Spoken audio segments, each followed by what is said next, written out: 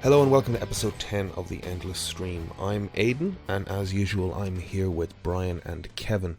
Each week we take a look at some of the endless stream of content brought to you through Netflix, Amazon Prime, Hulu, Crave, YouTube, Spotify. Wherever you get your media, we're going to grab a chunk of it and we're going to watch it. This week we're focusing primarily on Netflix. We're looking at Army of the Dead and Love, Death and Robots. Given the nature of these conversations, they're very spoiler heavy, so if you haven't watched either of those things, maybe go off and have a look at them and then come back and join the conversation. If you like what you hear, please consider subscribing to the podcast or giving us a follow over on Instagram. All our socials are at The Endless Cast. You'll be able to see illustrations and clips from the show over there. Three of us are illustrators and filmmakers, so, we're using our talents to add a little extra bonus content over on the Instagram account. All of that being said, let's hop into the episode. So this week we're primarily going to be talking about Army of the Dead from Zack Snyder. Zack Snyder, such a prolific filmmaker, back into the mix again. And we're going to look at Love, Death and Robots Season 2. So that's going to take a good chunk of time because there's 8 of those there and they've all got their own little, quirks to talk about. And I think it's kind of good to shout out the people who made them because a lot of work goes into this sort of animated short thing. Aside from that, there's the usual roundup of trailers we've got that came out this week. Is there anything you guys want to talk about specifically? Anything happened this week that you want to watched or thought about? Brian, Kevin? Kento Miura passed away. The creator of Berserk.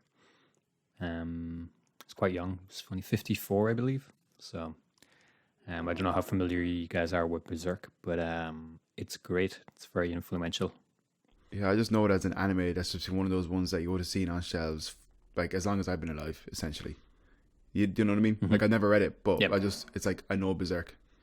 Yeah, now, I saw the name and saw the outpouring of love for the guy, but I have never heard of him and I do not know what Berserk is. So, please, Brian, give me an overview of what Berserk is. There's animes as well, right? There is, yeah. There's been a couple of adaptations of kind of one of the story arcs.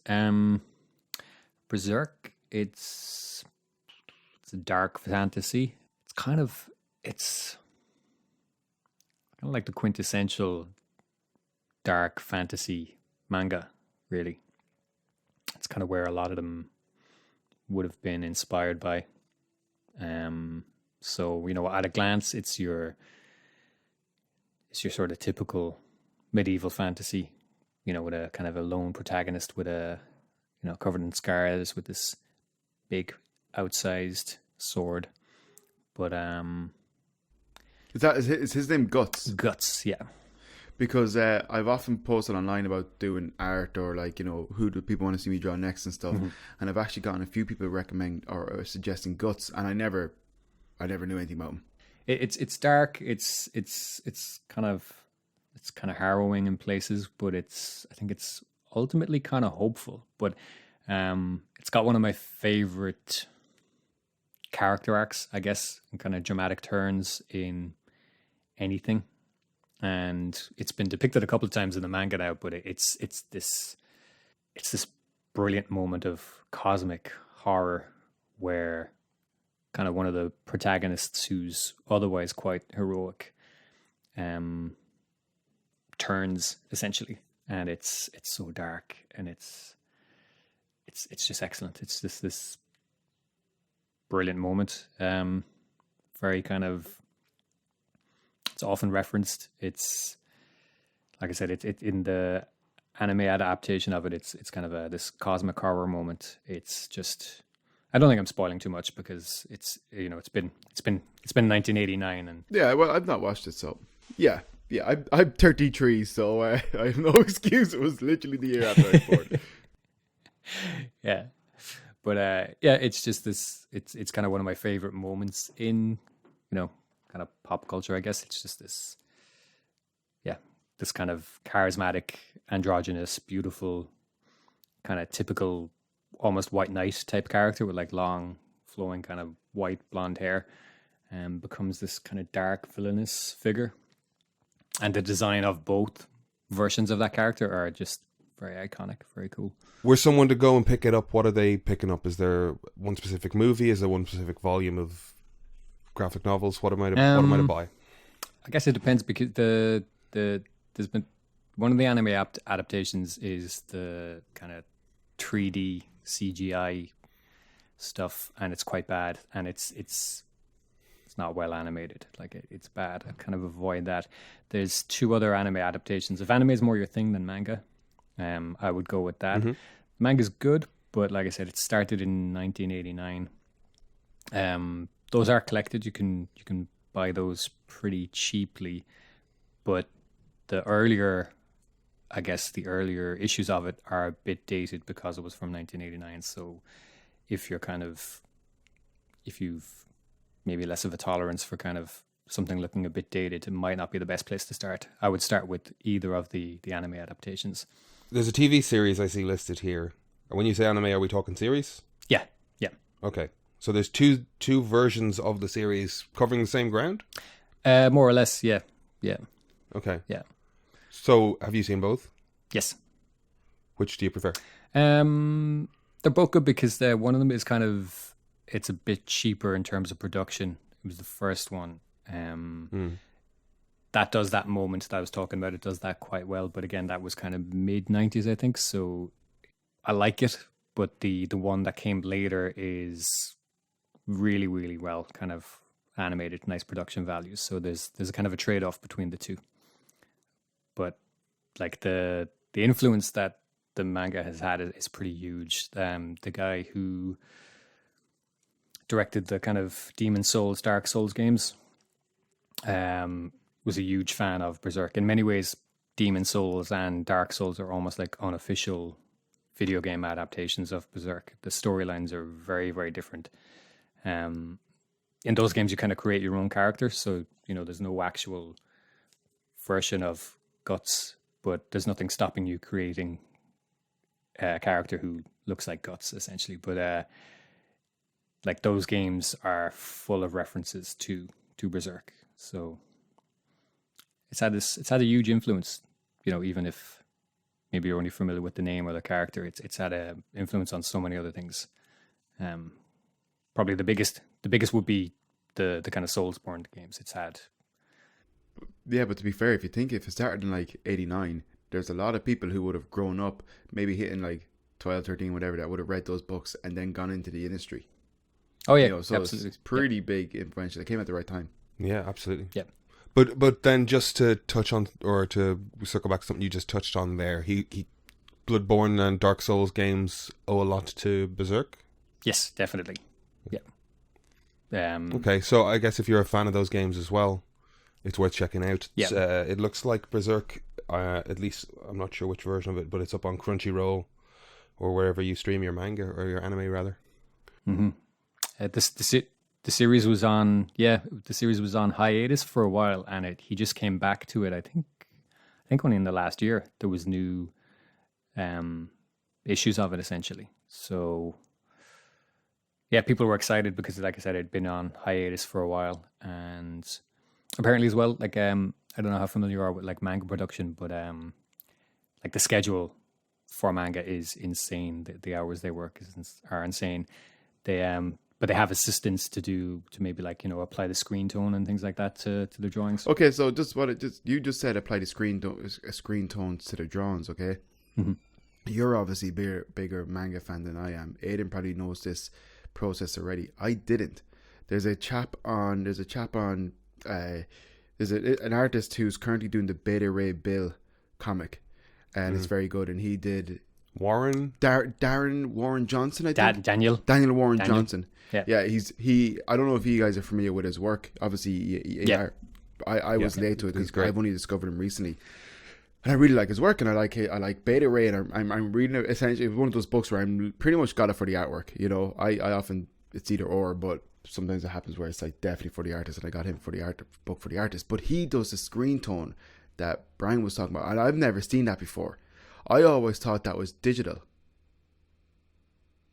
Yeah, a lot of people do it digitally now, but like it's really fun to see. And there's a number of guys I follow between Instagram and Twitter that like you see them blasting ink onto things, and then out come these sheets of paper, and they paste them down, cut around the areas that they need them to be, and it looks great.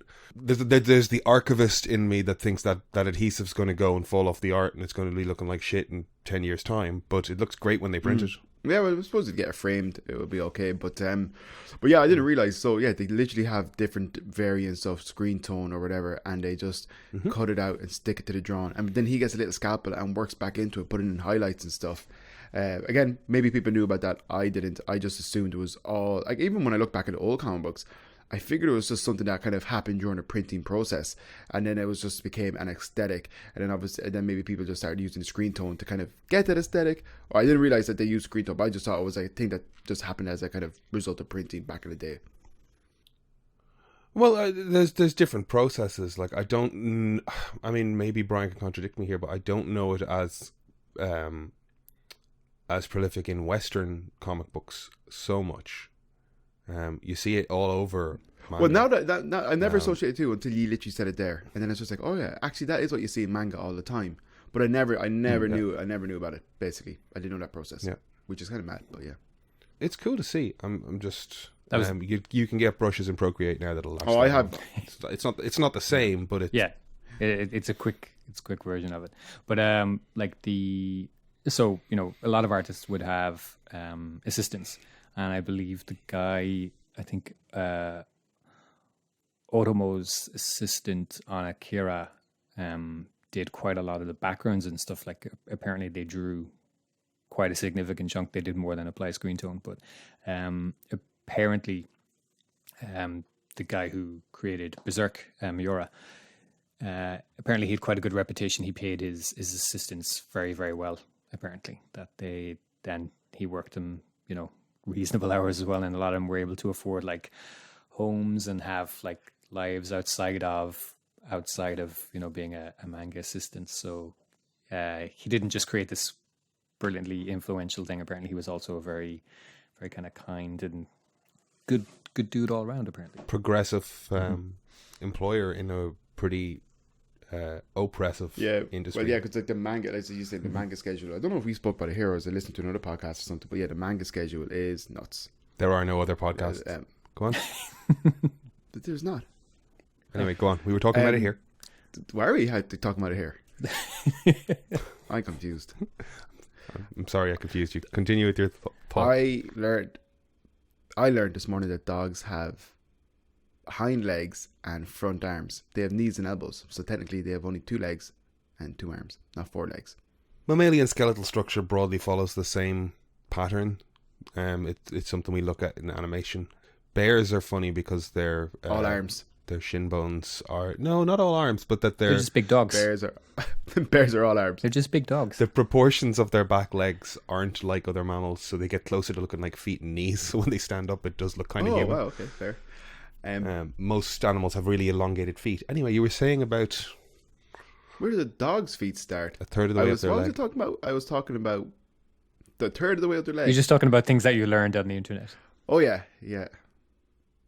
God, that's a big list. Maybe we should change the subject. I was going to say, manga schedule, relentless, really, really brutal. I had no idea that. It's just like, basically, it's just like they're just on it constantly. It's awful. It sounds really, really grueling. Also, Top Cow used to have background artists, which you hear the Marvel way and all that kind of stuff, but you used to have background artists. So apparently, that's what. It makes 100% sense. And like I when Brian mentioned like Akira there, I'm so jealous of like, because you've seen some of my drawings and like even the Batman commission I did for somebody's last year. It's like the centerpiece of the image was done in an hour. The buildings, the buildings took 3 days. Yeah. Everybody uses a sketch lab or something. It's called. It's a really popular website for comic book artists where it can just have loads of 3D buildings and stuff. And I think it can even put like outline type of stuff on it. So it's like basically the bare bones of it. Yeah, Clip Studio does a good job at that. And again, I mentioned PJ Holden again. He is an artist I follow. Does a lot of 2000 AD stuff, and it's just I love how process focused his discussion of his work is. And he'll talk about, like I have folders full of 3D models. I bring them into Clip Studio, set it to outline, set that to blue line reference, and then draw over that so it's not just rigid technical. Oh, I didn't know that. But it's great. We have bounced wildly off topic, and most of that's my fault this morning, and I blame my week-long exhaustion. R.I.P. Miura. Yes, God bless him. Kev, did you watch anything specifically this I week? watched The Avengers. Definitely not as good the second time you watch it. Definitely, like, I liked it. Don't get me wrong. I think it's still great, to be honest. I liked it, but We're talking about the first Avengers film. Yeah. I think it's still great. I liked it, but then, like I always say, I'm very soft. And then you're watching with Emer, and Emer's just like, why is he doing that? He's a god. He doesn't need to do that. And then you're just questioning your whole, like, do I like, is what I like stupid? Does it not make sense? But No, she's wrong. she's wrong. She's wrong. I'll tell her that. Maybe I'll tell her. I could text her that. I don't want to say it to her face, but it's good. But there's definitely some things that are like. But actually, I did watch Thor, and Thor, the first one. I don't know if I've ever actually finished it. I loved it. I love Thor. I think Thor is great. The first one was great. Yeah, and like I totally forgot Hawkeye shows up in it, and I think that's really, really cool. The second Thor movie feels like a Stargate episode, especially the way it opens. You know, when it cuts to the village and you know, he's having a fight in a field. It just feels a bit TV to me. The movie's a letdown. I think Avengers might be feeling small to you because we've seen Endgame. Maybe, yeah. I think it's how far come. Like, if you, my biggest worry. Like I remember when the first trailer for Avengers came out. Like there was still a sense that, like, is this really going to happen? And we'd seen one film from each, and I think 2 from Iron Man before we saw Avengers. I was like, is this really? It's like I still didn't believe it because I grew up reading the letters page in X-Men comics promising that there was going to be an X-Men movie next year. It's like, I'm not believing this until I see it. And then even when I saw the first trailer for it, I didn't watch it for a couple of days. I was just like, ugh, like, Iron Man was a fluke. I liked Captain America. Thor was good, but it was just like, this isn't happening. And then when I eventually watched the trailer, I was like, Jesus Christ, that looks good. And I saw it, and my worry was, one, that it wasn't going to happen, and then 2, I think the big problem with all of those films at the start was, and I remember, like, I think they had essentially taken out a loan of like around 800 million to make a bunch of films, and they were partnered with Paramount in it. So they were so tightly budgeted at the start, and none of them really had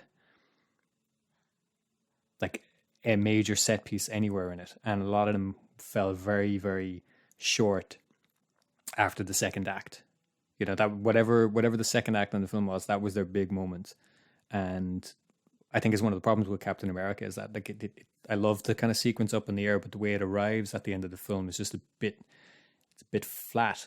And so my worry was, how are they going to put all of them in one film and have it be big and fun? And then it was the helicarrier moment is great. It's like Thor clocking Hulk with Mjolnir is just. I remember seeing the film by myself, and it was just like I wanted to stand up and just start cheering. Even Hulk trying to pick up Mjolnir, just a little character moment, and the rules of the world being seen in play. It was such a nice moment. Yeah, and the 3 of them in the forest. I was just again, gonna say. that's another great scene. It's got that rules. It's like, how does Iron Man square against Thor, and how does Thor's hammer square against Captain America or whatever. the shield, and then the fact that he says, are we finished here? Like, it was just these great little moments.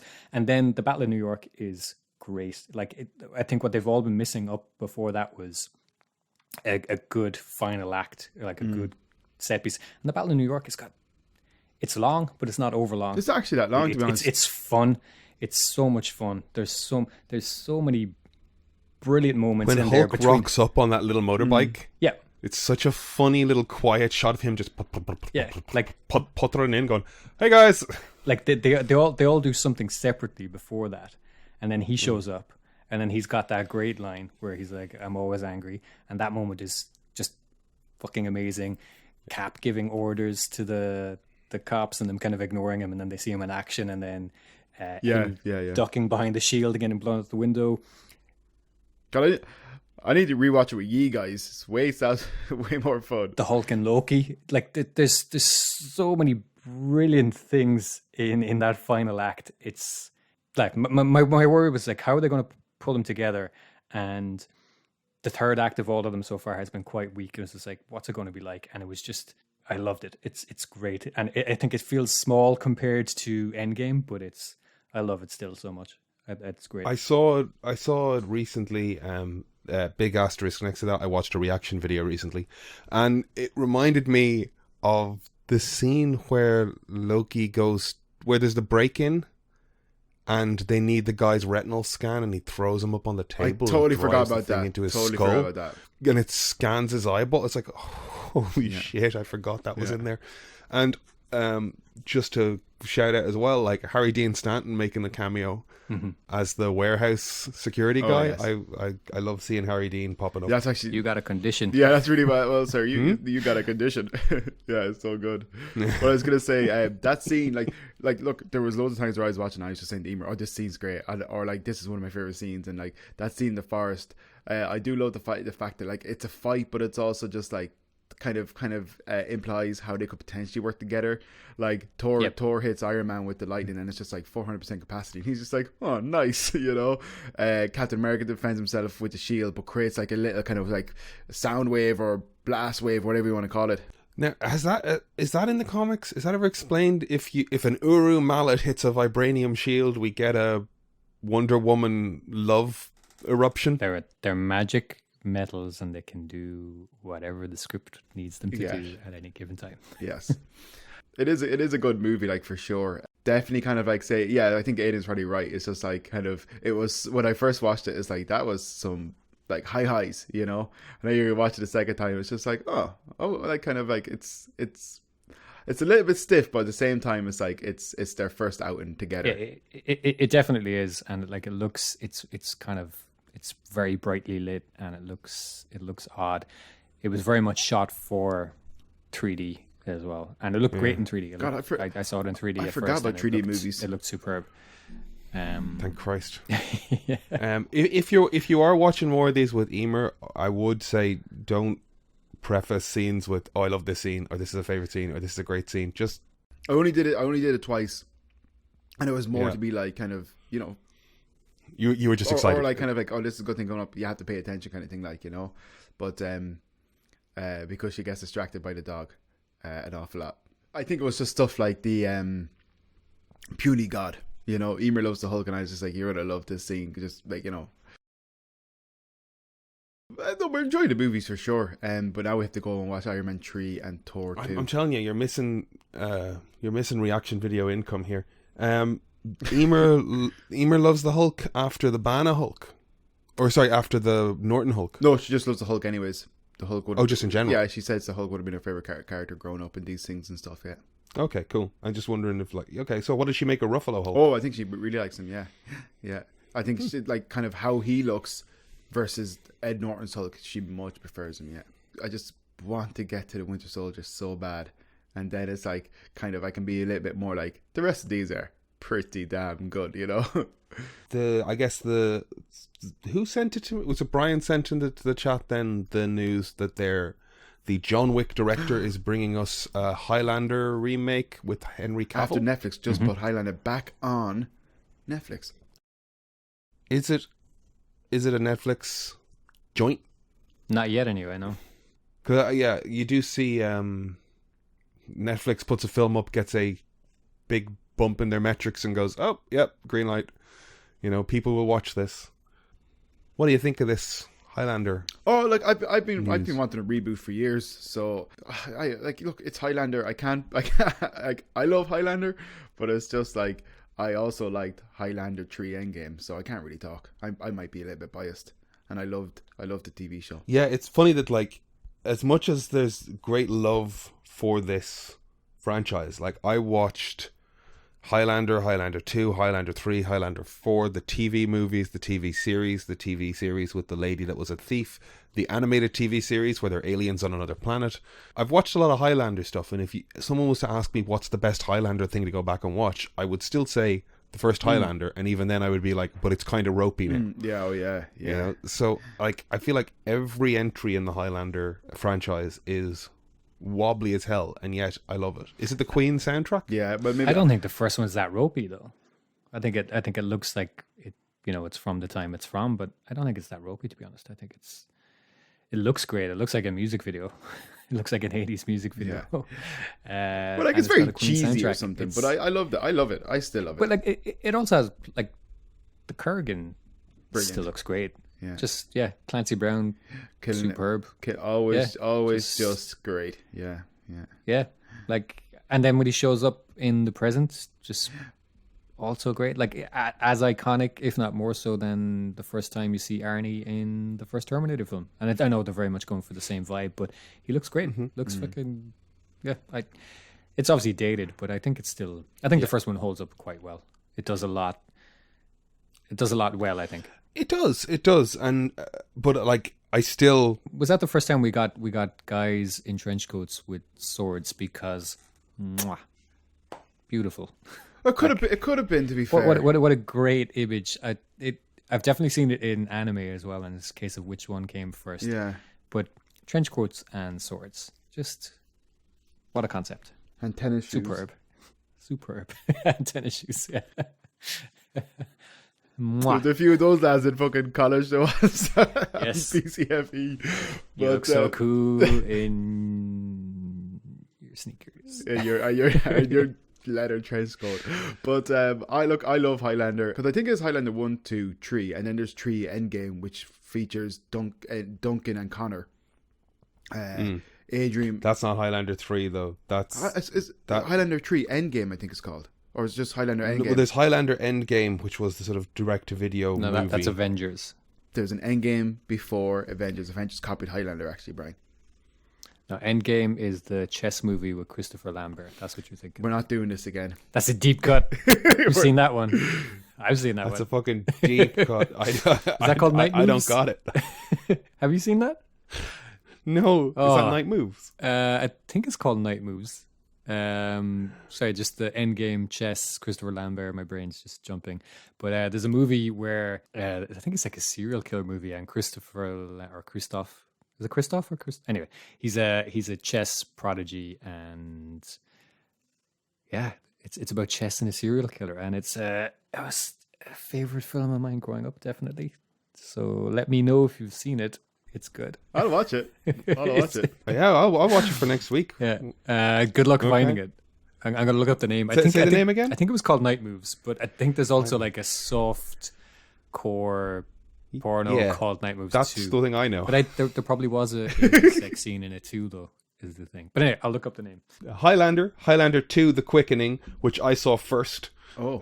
And loved, of course. It had Masters of the Universe with Dolph Lundgren vibes. That's the one where it's set in the future. Christopher Lambert on a hoverboard. Yep. Highlander 3, The Sorcerer. Yes. Highlander Endgame. Highlander, The Search for Vengeance. Highlander, The Source. Highlander Source is rubbish. 6 films. The Sorcerer is with Mario Van Peebles. No, The Sorcerer is good. The Source is rubbish.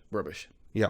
Then you have the series, and you have Highlander the Raven, Highlander the Animated Series, and a series of novels, which I won't read out, but there's a lot of Highlander. So what's annoying, what annoyed me about the Highlander stuff is basically Adrian Paul, I believe, plays Duncan in the TV show or something like that. His name is, I can't remember. Mm-hmm.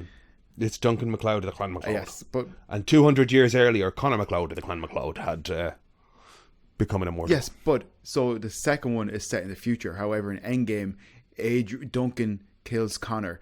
Therefore, the second one wouldn't have been impossible. Well, a pacifist Connor sacrifices himself to be out of the game. He puts Duncan in an inescapable scenario.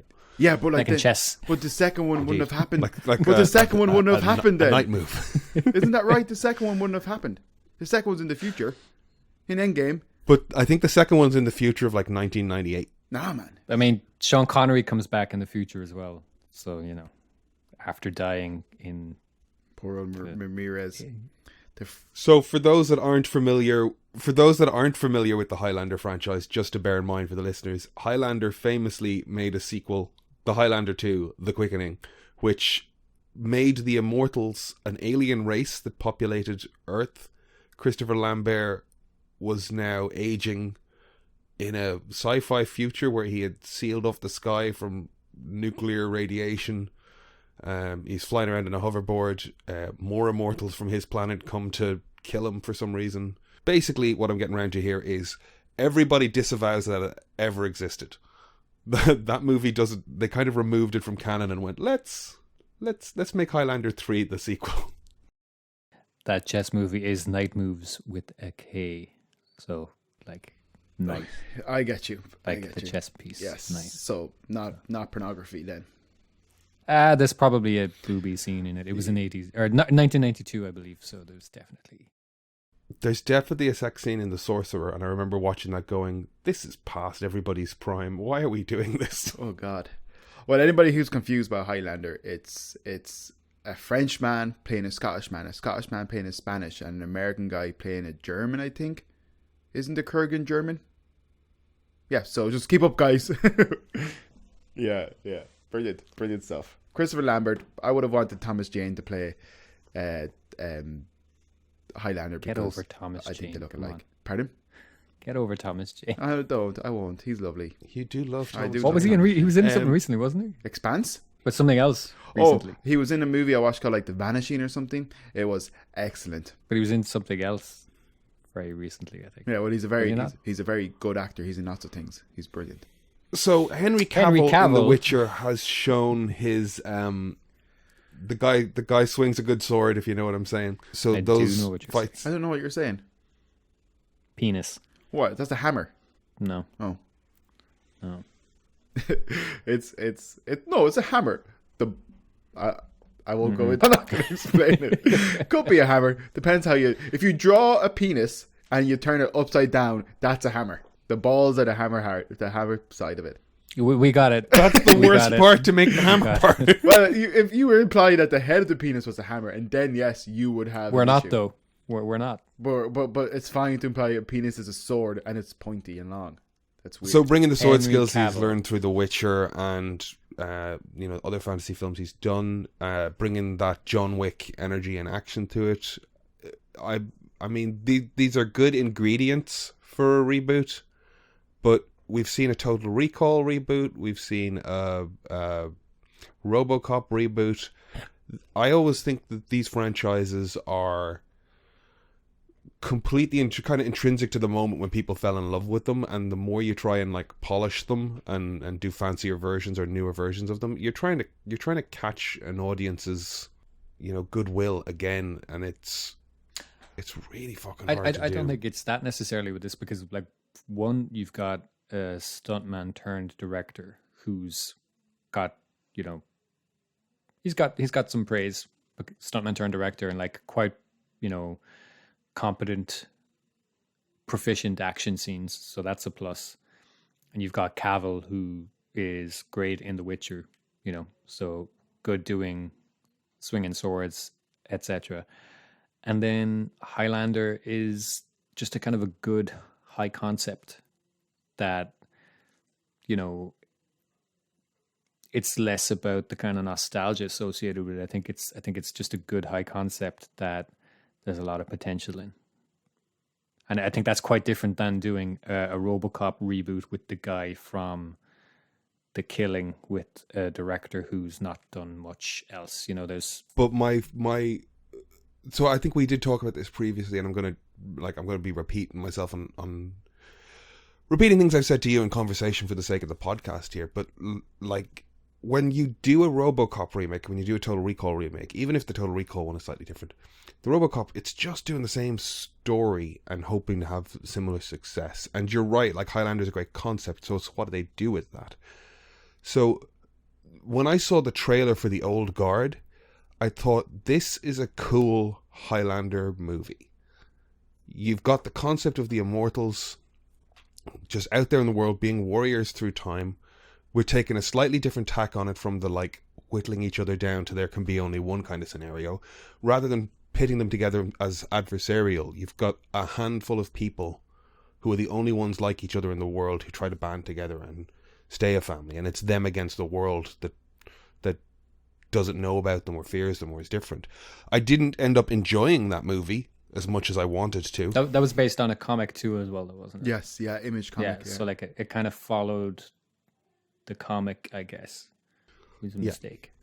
But I watched that in relatively soon after I watched, I think it's called Upgrade. Yes, I love Upgrade. It's Tom Hardy. And yeah, Tom Hardy. And that's a reference to last week's episode. We reference the ourselves. Endless Cast. You can find us on Instagram at The Endless Cast. You can find us on YouTube. Wherever you get your podcasts, listen to episode 9, Don't Mess with Mark Miller's Package. If you're on Patreon, you can join us on Patreon where you can listen to me sing Who Wants to Live Forever. You have to pay him to stop. Like last week when... Please pay him to stop. If you don't sign up now, he won't stop. How long is forever anyway? Like last week when Kev learned that we had a TikTok through a joke that he made on the podcast. Kev is just about to learn that we have a Patreon. Do we have a Patreon? We have a Patreon. I can send you the... We also have a Discord. We have a TikTok. We have an Instagram. We have a Twitter. I covered our bases here. Brilliant. Don't go on the Patreon because I won't be there singing. No one wants to hear that. Except for those Upgrade. No, you've made a promise to the listeners now. We're going to have record you singing Queen's Who Wants to Live Forever and put it on Patreon. I'm really going to do that. Upgrade, to me, when I watched it, I was like, oh, this is RoboCop. This is a nice take on the concept of like a critically injured person being rebuilt through technology and trying to like find himself in what they've made him. And the body horror thing shifting from a very 80s technical mechanical robot to a more 21st century concept of like AI and digital web spaces. I know I'm half using words here, but I thought it was a nice take of the concept to do something different with it. It's very much a kind of RoboCop concept. And if they had said that was the remake of RoboCop, I'd have been impressed. Likewise, if you had told me Old Guard was Highlander 5, I'd be like, that's a cool concept.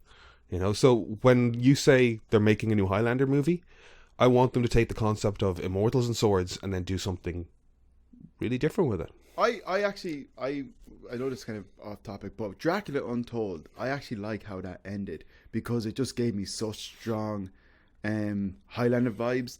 And I think somebody like him, I can never remember his name and I really like him. Charles Dance? Paul something was his name? Luke Evans, yeah. Luke Evans. Yeah. I think he would have made a good Highlander, to be fair. I don't really have issue with Cavill as one of the McLeods, but I think Evans would have made a cool Highlander because it's just in a thing where he was in the future. He obviously had an antique shop that he had collected his things over time, and that's how he lived his life and blah blah. And Highlander did that, and I always just loved. And I think that's honestly, I think one of the reasons why I love Hellboy. It's just one of these characters that spans time and goes through time, and I love that idea of collecting antiques and different artifacts and blah blah blah, and the different traveling the world and different stories they've got. like Wonder Woman. Never heard of it. But yeah. Do you think Cavill does a Scottish accent? Did Christopher do a Scottish accent? I think he tried. Hey, there's no telling what they sounded like back then. The Celts were made up of Gaul and French. He could have sounded exactly like Christopher Lambert.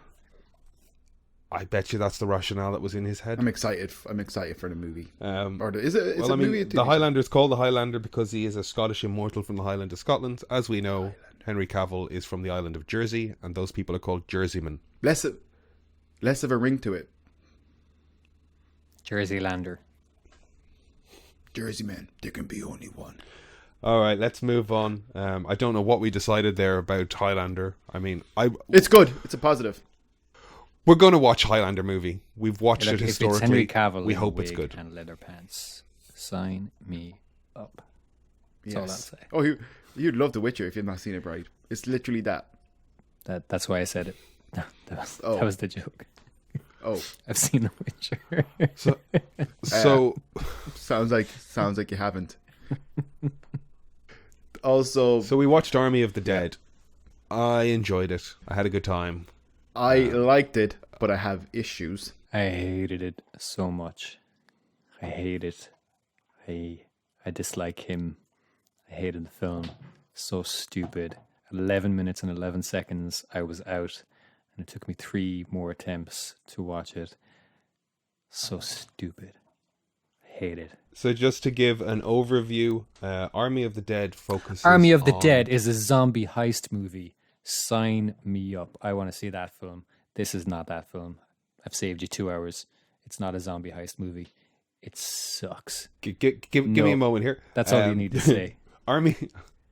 Don't waste their time. Army of the Dead focuses on a ragtag group of mercenaries that are sent into a walled-off city of Las Vegas, which is populated by zombies, to lift $200 million from And a robots, casino's vault. apparently. From there, as you'd imagine, everything goes wrong. It is 2.5 hours long. That's too long. They don't get into the city until 50 minutes in. That's too long. But I like the cast. I enjoyed the people. I say the people because I don't know any of their names. Dave Bautista. You know that who I Tig know. Nora or something. What's her name? Tig Notaro. Yeah, that's Right. true. I would say just one thing on that. Her part was recast. Basically, there was somebody else meant to do it. I can't remember his name. She didn't share a single scene with the cast. She was a schmuck, anyways. Oh, not she. No, not her. No, hang on. Actually, you can edit it out because I made a mistake. Not her. The guy she was meant to. Was originally meant to. Yeah, I don't like him. I don't like him anyways. Yeah. I don't like him anyways. And then I just read that he was initially going to be cast in it, and then obviously he's a scumbag, and they recast her, and I was just like, that's brilliant. Chris D'Elia was cast as the helicopter pilot, and they removed him. Recast Tig Notaro. Yes, but she shot all of her scenes by herself. So she never actually met the rest of the cast. I think they might have even shot... I don't know if they shot some scenes with Chris D'Elia, but by the time they got rid of him, the rest of the cast had kind of moved on, so they had to shoot. All of Tig's scenes are not with the rest of the cast. They're by herself. Green screen. And it's very obvious, I thought. Yeah. I didn't realize afterwards, but then when you look back at it, it's just like, oh yeah, she's definitely not in any of these places. But that's not even the worst thing about the film. Oh, no. I'm just saying, like, I really liked her character. I was just, talking about the cast and stuff. I actually really liked her. She was great. I don't know the rest of them. One of my notes that I made was, what a waste of Garrett Dillahunt. Who's he? He is the guy sent in by Hiroyuki Sanada. Oh, yes. To look after his wife. I love him. He's great. Yeah, he's in Deadwood.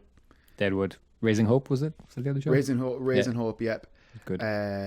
He's been in a good few things. I know it sounds weird to say, I have a soft spot for him and the guy who did the voice of he's a funny name. I can never remember his name. Aiden knows his name. I think you said it last time. On Invincible, he's the guy who kind of like helps Omni-Man and or he's the guy who kind of helps Mark and his mother after Omni-Man goes AWOL with the scars on his face. Walton Goggins.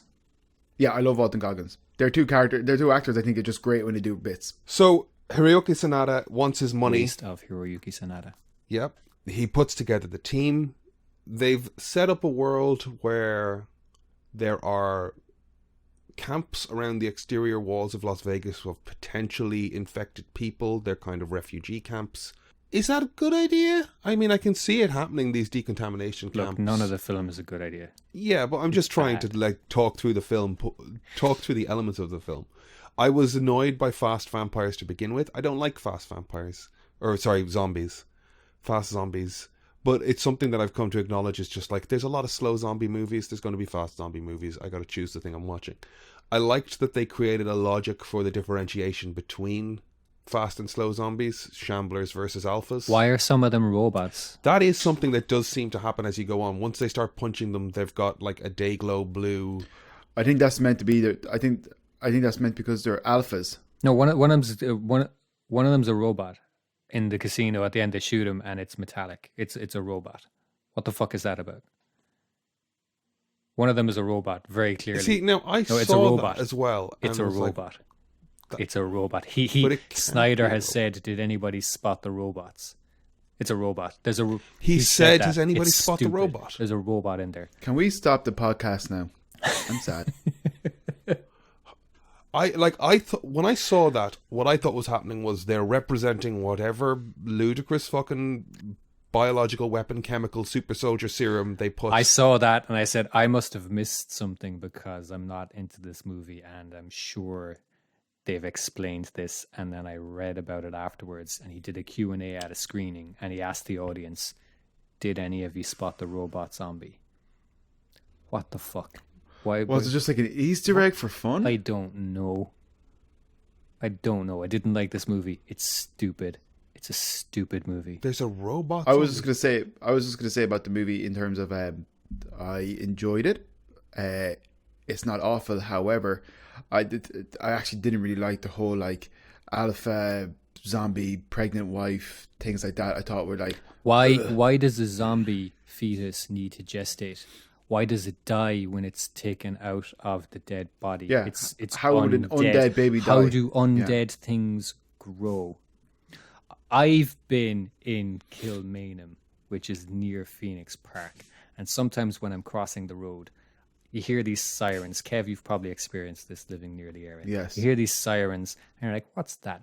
And then a motorbike speeds up out of nowhere and stops traffic in every direction, and I can't cross the road for a few minutes. And you think, what's going on here? And then a convoy comes through, and it's probably some diplomat heading to either the embassy or Oris and Uachtaráin. But minutes before anything shows up, at least 2 motorbikes pull up and stop all traffic. This film opens with an extended sequence showing a convoy, a military convoy. the 4 horsemen. Don't even get me started on the fucking like Bible and mythology shit in this film. There's a fucking extended sequence of them transferring something from Area 51, military convoy, and they get derailed by 2 drunks coming in the opposite direction Sure, right. on just a fucking stretch of desert road. Like, it's so stupid. The guys are having a chat. Like, how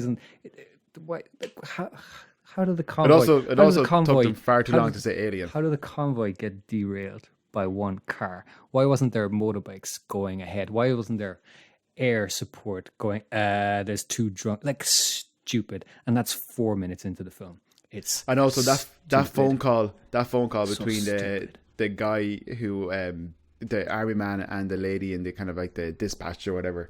There's a phone call, and like they kind of go on too long before she asks, what about the, like it's like the 4 horsemen and everything, and you think it sounds very urgent, and she's just like, oh, we had an incident, okay, don't worry, we're gonna try and send blah blah, and can you it's just like, it's like, should you not be worried if the cargo you're carrying has been breached or compromised or whatever, and it kind of takes too long in that conversation to even hit that point of, oh my god, the thing could potentially be loose. Do you know what I mean? It's like the gravity wasn't there. It is.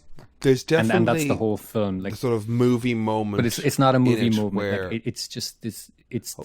It's plot breaking minutes into it, and it's just like there's a easier way around this. Like, this is stupid. There is a thing that drives me nuts in movies where somebody says something and someone goes, what? And then they repeat it and they go, step back. Like, if that's a military scenario with a fucking potentially dangerous biological weapon, the order is get as far away from it you possibly can. The soldier on the other end goes, got it. Everybody, fucking retreat. But he says, leave it. And it's just like, what? Leave it. It's just like, that doesn't make sense to me. The order was get as far away from it as fucking possible. He's just like, hey, dude, leave it. Urgent. The reason it's stupid is because it's just spent minutes showing you, like, in a detailed way, how thorough and like how highly classified and how structured and specific. They've got the code words. They're going through fences. It's this big operation, and then like this, it goes to such great lengths to establish this is a serious thing. And then minutes later, it breaks it with just fucking stupidity. It's like, don't. Your movie can be stupid. Just don't spend so much time trying to not be stupid to then break it minutes later. That's the problem. Okay. And this is 4 minutes into the film. Yeah. Now, I'm let's going to repeat. I enjoyed this movie. Yeah. I was. It's too. I haven't even long. got. Like, it's too long. Can I tell you like what? Well, like 11 minutes where I was like, I'm done with this. The parachuted guy. 11 minutes. You're still in the. 11 minutes. You're still in the credits. Yes. And me and Eva were watching the time, going, and Brian clocked out at this time. Yeah. Wow, I wonder what made him clock out. So, you've got that opening, and it's like stupid's fine. Like my problem with just for the listeners, when we say still in the credits, it's a very sort of, we've seen this from Zack Snyder now, a slow-mo musical elaboration of, it actually, the opening of Zombieland. That's what I was about to say, is that well. Zombieland does it so much better, was what I was getting to. Like, stupid's fine if you're just stupid the whole way through, just be camp the whole way through. But in minutes, he's gone from serious military operation to just stupid zombie strippers, stupid for the sake of like this thing's got to break out of the convoy, so something stupid's got to happen. And then it's literally the opening of Zombieland. He rips it off. Except Zombieland is graphic and funny, and straight away it's like, okay, it's showing me kind of violent things, but it's also playing out to like For Whom the Bell Tolls, and it's kind of funny and violent at the same time, and you get it straight away. It shows you a shocking thing, like a bunch of schoolgirls are like a bunch of kids at a birthday party in like princess dresses, but they're zombies, and like the image is shocking, but it's also straight away you go, but that's kind of funny to think about. Army of the Dead goes from this serious opening with the military to then a really bad cover of Viva Las Vegas, ripping off Zombieland, and then it shows us the suburban mom with the automatic rifle, and then it cuts to a hardened version of her, and I don't know how much time has passed, but she's gone from being suburban mom to this hardened zombie thing, and the tone is all over the place because they're breaking people out of cars, and then she realizes, oh, they've been infected, and she shoots them, but like the blood when she shoots them in the car with these people that she's rescuing, and she realizes they've turned.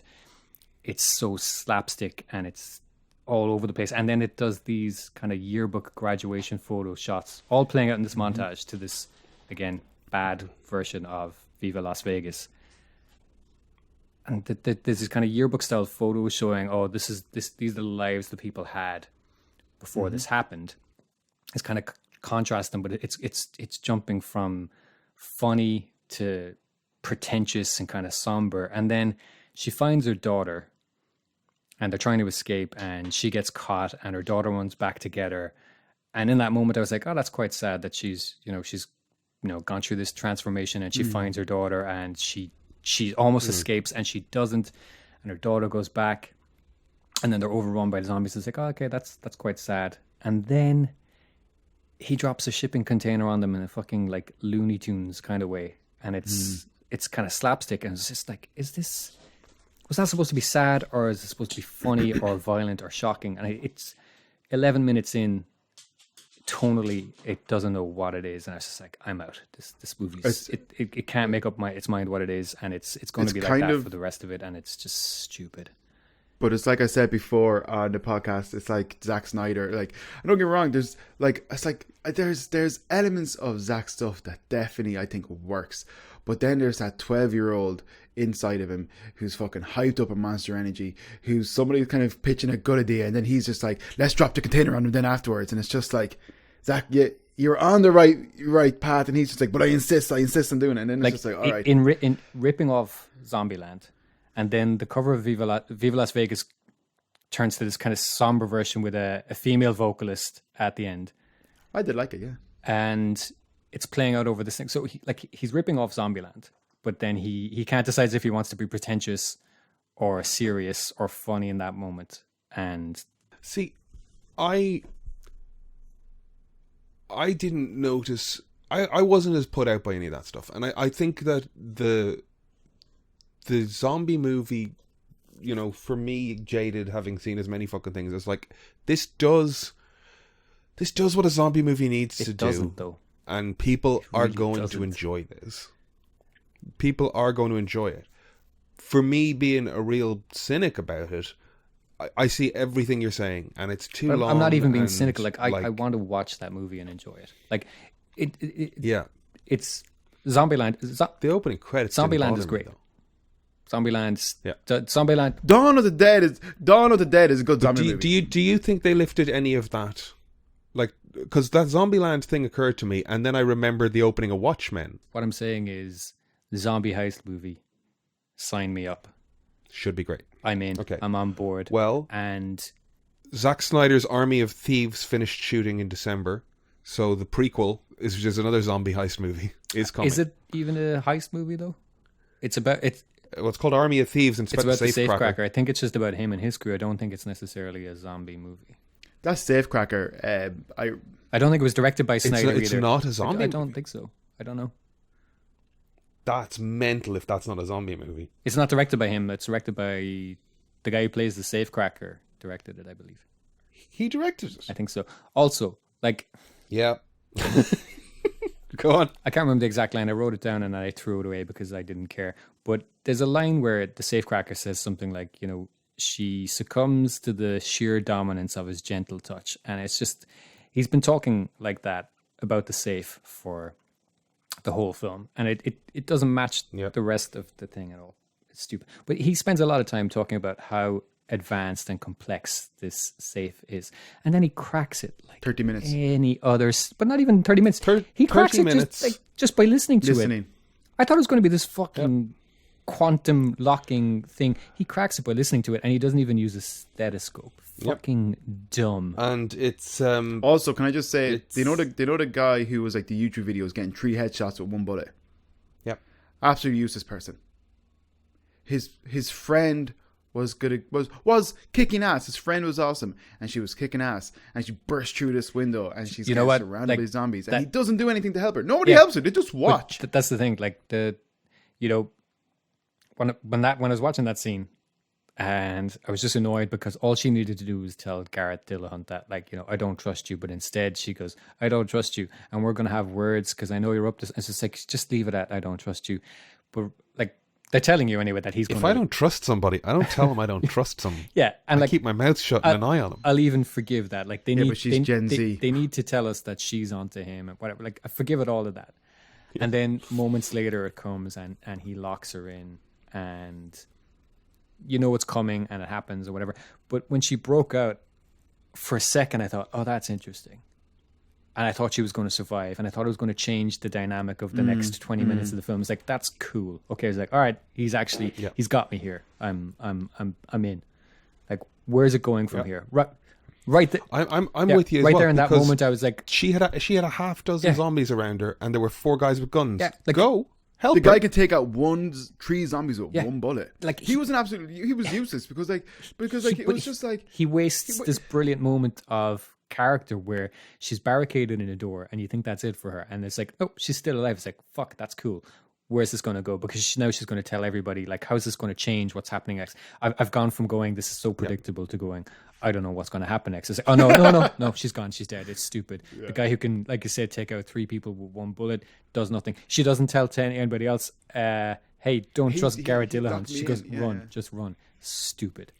You had Omari Hardwick as the philosopher with the saw, and I just saw Zack Snyder. It's frustrating the percentage of our podcasts that are railing against Zack Snyder at this point, even though I enjoyed some of his stuff. We But all like I do see 300. him looking Yep, I at like Night of the 300. Living Dead and just going, "There's Tony Todd, and he has a monologue about the gates of hell being swung open and all coming out in this sort of cryptic philosophic moment in Night of the Living Dead. Let's have Omari Hardwick The do convoy is called the Four Four Horsemen. Horsemen. The main zombie is Just called fucking cool as Zeus. shit. that. They named him. They're hiding. Yeah, he's called Zeus for some reason. Okay. That's just a credit list, though, right? They never call No, him Zeus. but they're hiding in Olympus Casino. Mm-hmm. And the dam is called the Gotterdammerung, which is from Wagner's Ring Cycle, which is Right. it's German for The safe. Ragnarok. And then at the end, Omari directly references Joseph Campbell. And it's like, we get it, Zach. You read a bit of Joseph Campbell. I love Joseph Campbell. But it's just like, Bible, Wagner, Greek mythology. And he's going to be called... It's like, just fuck off with your stupid fucking movie. Just make me the dumb zombie movie and just stop trying to be clever. Just okay. fucking- I would say but I would say I'm if the you guy want, that does this. My shitty head goes, I know enough of these ingredients. I'm going to put them all in my stupid film. put them all in, but don't have the character directly talk about it. Just put them all in there and let people find it themselves. But the fact that he's got to point it out is just it sums up. if you want to watch a good zombie movie directed by Zack Snyder, just watch Dawn of the Dead. It's great and it's fine. And it's before It's not. It's very problematic, to be honest. But no, but to be fair, it's before he was kind of on this path. Yeah, You know? yeah. And I would have watched Dawn of the Dead, say, when it came out, which I was probably like 17, 18, which is, let's be honest, that's the demographic they were going for with like Dawn of the Dead or something, you know? Like, kind of, it's great, and I loved it. And I definitely love it for nostalgic purposes in terms of like, kind of, I really enjoyed it. Would 17-year-old you have the patience for this movie?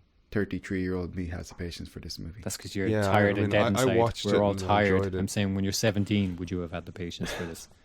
Yeah, man. Like I would have watched this film. Like, see, we're watching these things and giving them undue thought to talk about them. Why is she stabbing so many guys in the neck? What's that about? There's way too They much explain neck that stabbing. you got to take him out in the brain, and she's stabbing them in the neck. Yeah. And his bulletproof helmet.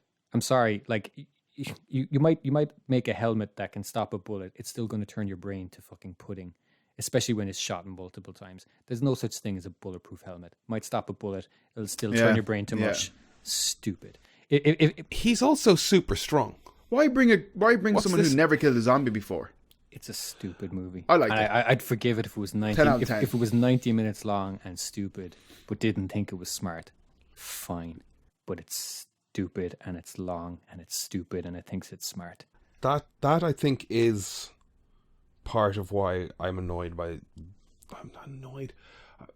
I'm just conscious I'm saying these things to a potential audience, but like, Snyder makes stupid movies. Why the heist? Why the heist pretense? Why not just say, hey, I want a zombie head so I can make more zombies? Why do you have to pretend it's a heist? That's one of my fucking notes. That's one of my notes. This is your safe, right? Why do we have to crack it? Why do they have to Give him crack the a code. safe? Why do they have to pretend it's a heist? No, but he's sending them in to get his... He's sending them in for the head, not for the money. But no, but this is true, but the he's pretense. sending people in. Why is Dave Bautista's first question not, but this is your safe, right? You own the casino? He goes, yeah. So what's the code? Why do I have to crack But this? the man goes to him like there's 200. But why even the pretense of a heist? Why not just say, "Hey, Yeah. I want to hire a bunch of people to go in and catch To me be a zombie." fair, I don't think you're going to get it. You don't think you're going to sell, especially this group of people, on the idea of we want to make more zombies. No, but find a cure. Tell him we want the head. Find a cure. We need a head off an alpha. Find a cure. You know. But I was going to say, like in the scene as well, where Batista's talking to the guy who owns the money, essentially. He goes like, oh, it's 200 million or whatever. He's like, and the insurance covered it, which we also said is kind of problematic. But like the insurance covered it, so it's like it's untaxable, untraceable. 200 million. And your man goes like kind of, and Batista's like, yeah, that you can't spend, and he goes, that's where you come in. I'm going to give you 50 million. And it's just like, what about the rest of the money then? Also, like, a no-fly zone is a no-fly zone. You can't fly out of a no-fly zone any easier than you can fly in. It's like, it's a no-fly zone, we can't fly over there. But you can't fly out. It's like, no, that's not how it works. If a no-fly zone is no-fly zone, it's stupid. it's stupid. Great, I loved it. It's Brilliant. stupid. I had good fun I'd with forgive it all I of this liked if it the just zombie didn't think tiger. it was smarter than it was. Zombie or tiger was better cool. than it was. Though, when they mentioned Siegfried and Roy, I did Why- think they haven't done why- that show in 10 years, why- right? Once one of them got attacked by a tiger. Yeah, but he's from a different Why? generation. He's a boomer. Why He's Gen X. is the zombie on a horse? Why does a zombie horse behave exactly like a regular horse? Why does everything else turn into a murderous thing, but a zombie horse is still a horse? And why does he need one? How does he get to the Olympus at the end? They get there in a helicopter, and Zeus gets there at the same fucking time as them, but not on his horse. But why does he have He does a on the horse. Do you think he was trying No, to he go for doesn't. Frank Frazetta doesn't show Death up. Eater or whatever it's called? I kind of thought it was very reminiscent of that Frank Frazetta painting of him and the horse. The thing is, those alphas aren't zombies. Whatever's going on, this is the fucking problem as well. He's got a whole prequel, sequel, comic book tie-in half-baked lore It's that a he's going to try soldier and get crossed into. with alien DNA, Okay. is what it is. And robots. And robots, apparently.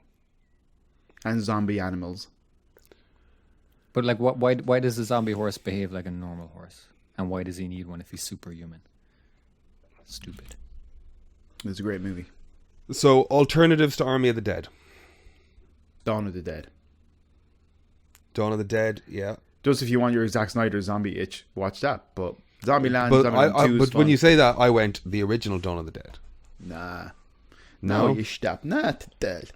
Not that. You want to stick with Zack Snyder? Yeah, because there's also a zombie baby in it, and it's brilliant. And Phil from... Go watch Zombieland or 28 Days Later if you want modern zombie movies. One's fun, one's scary. I would almost even like just The girl with all the gifts. Shaun when of you the mentioned Dead. the alien DNA thing there, like go watch Annihilation with Natalie Portman. Like that's a it's not a fun zombie movie by any means, but like it was interesting, and they've got a dead human zombie hybrid bear in there, so that's cool. It's a man bear pig. Scare Bear. Why did man bear pig? Why did Natalie Portman not come back for the Thor movies and future Marvel projects? I know she's going to be Jane Foster, but what was the idea behind that? Well, this is a massive tangent conversation to get into based on the Army of Dead thing that we were in, but I suppose we were wrapping it up, but we could move on. I don't have an answer other than the women in the Marvel Universe have been underserved historically, and she was under no obligation to stick around to be Chris Hemsworth's sidekick. Fair. Well, I say, yeah, I didn't really view her as Chris Hemsworth's sidekick, because it's like, if you're kind of familiar with the Because she doesn't even do enough to be a sidekick. Well, And yeah, that's not saying that she does enough. That's saying that I mean, she only they have not she written only, enough for her to do. She only didn't come back for Ragnarok, technically, This is true. and Was that's because there wasn't really. Was she in Thor 2? Yeah. Oh, sorry. Okay, I completely misjudged it.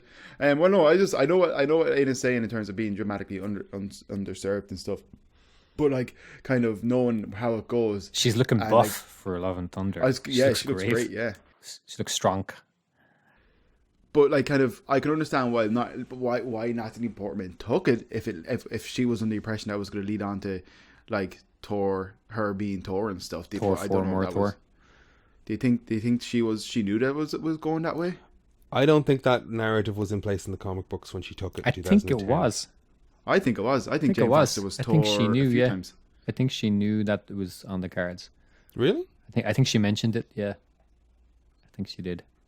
Well, I'm looking forward to seeing her as Thor. To be fair, I think it's.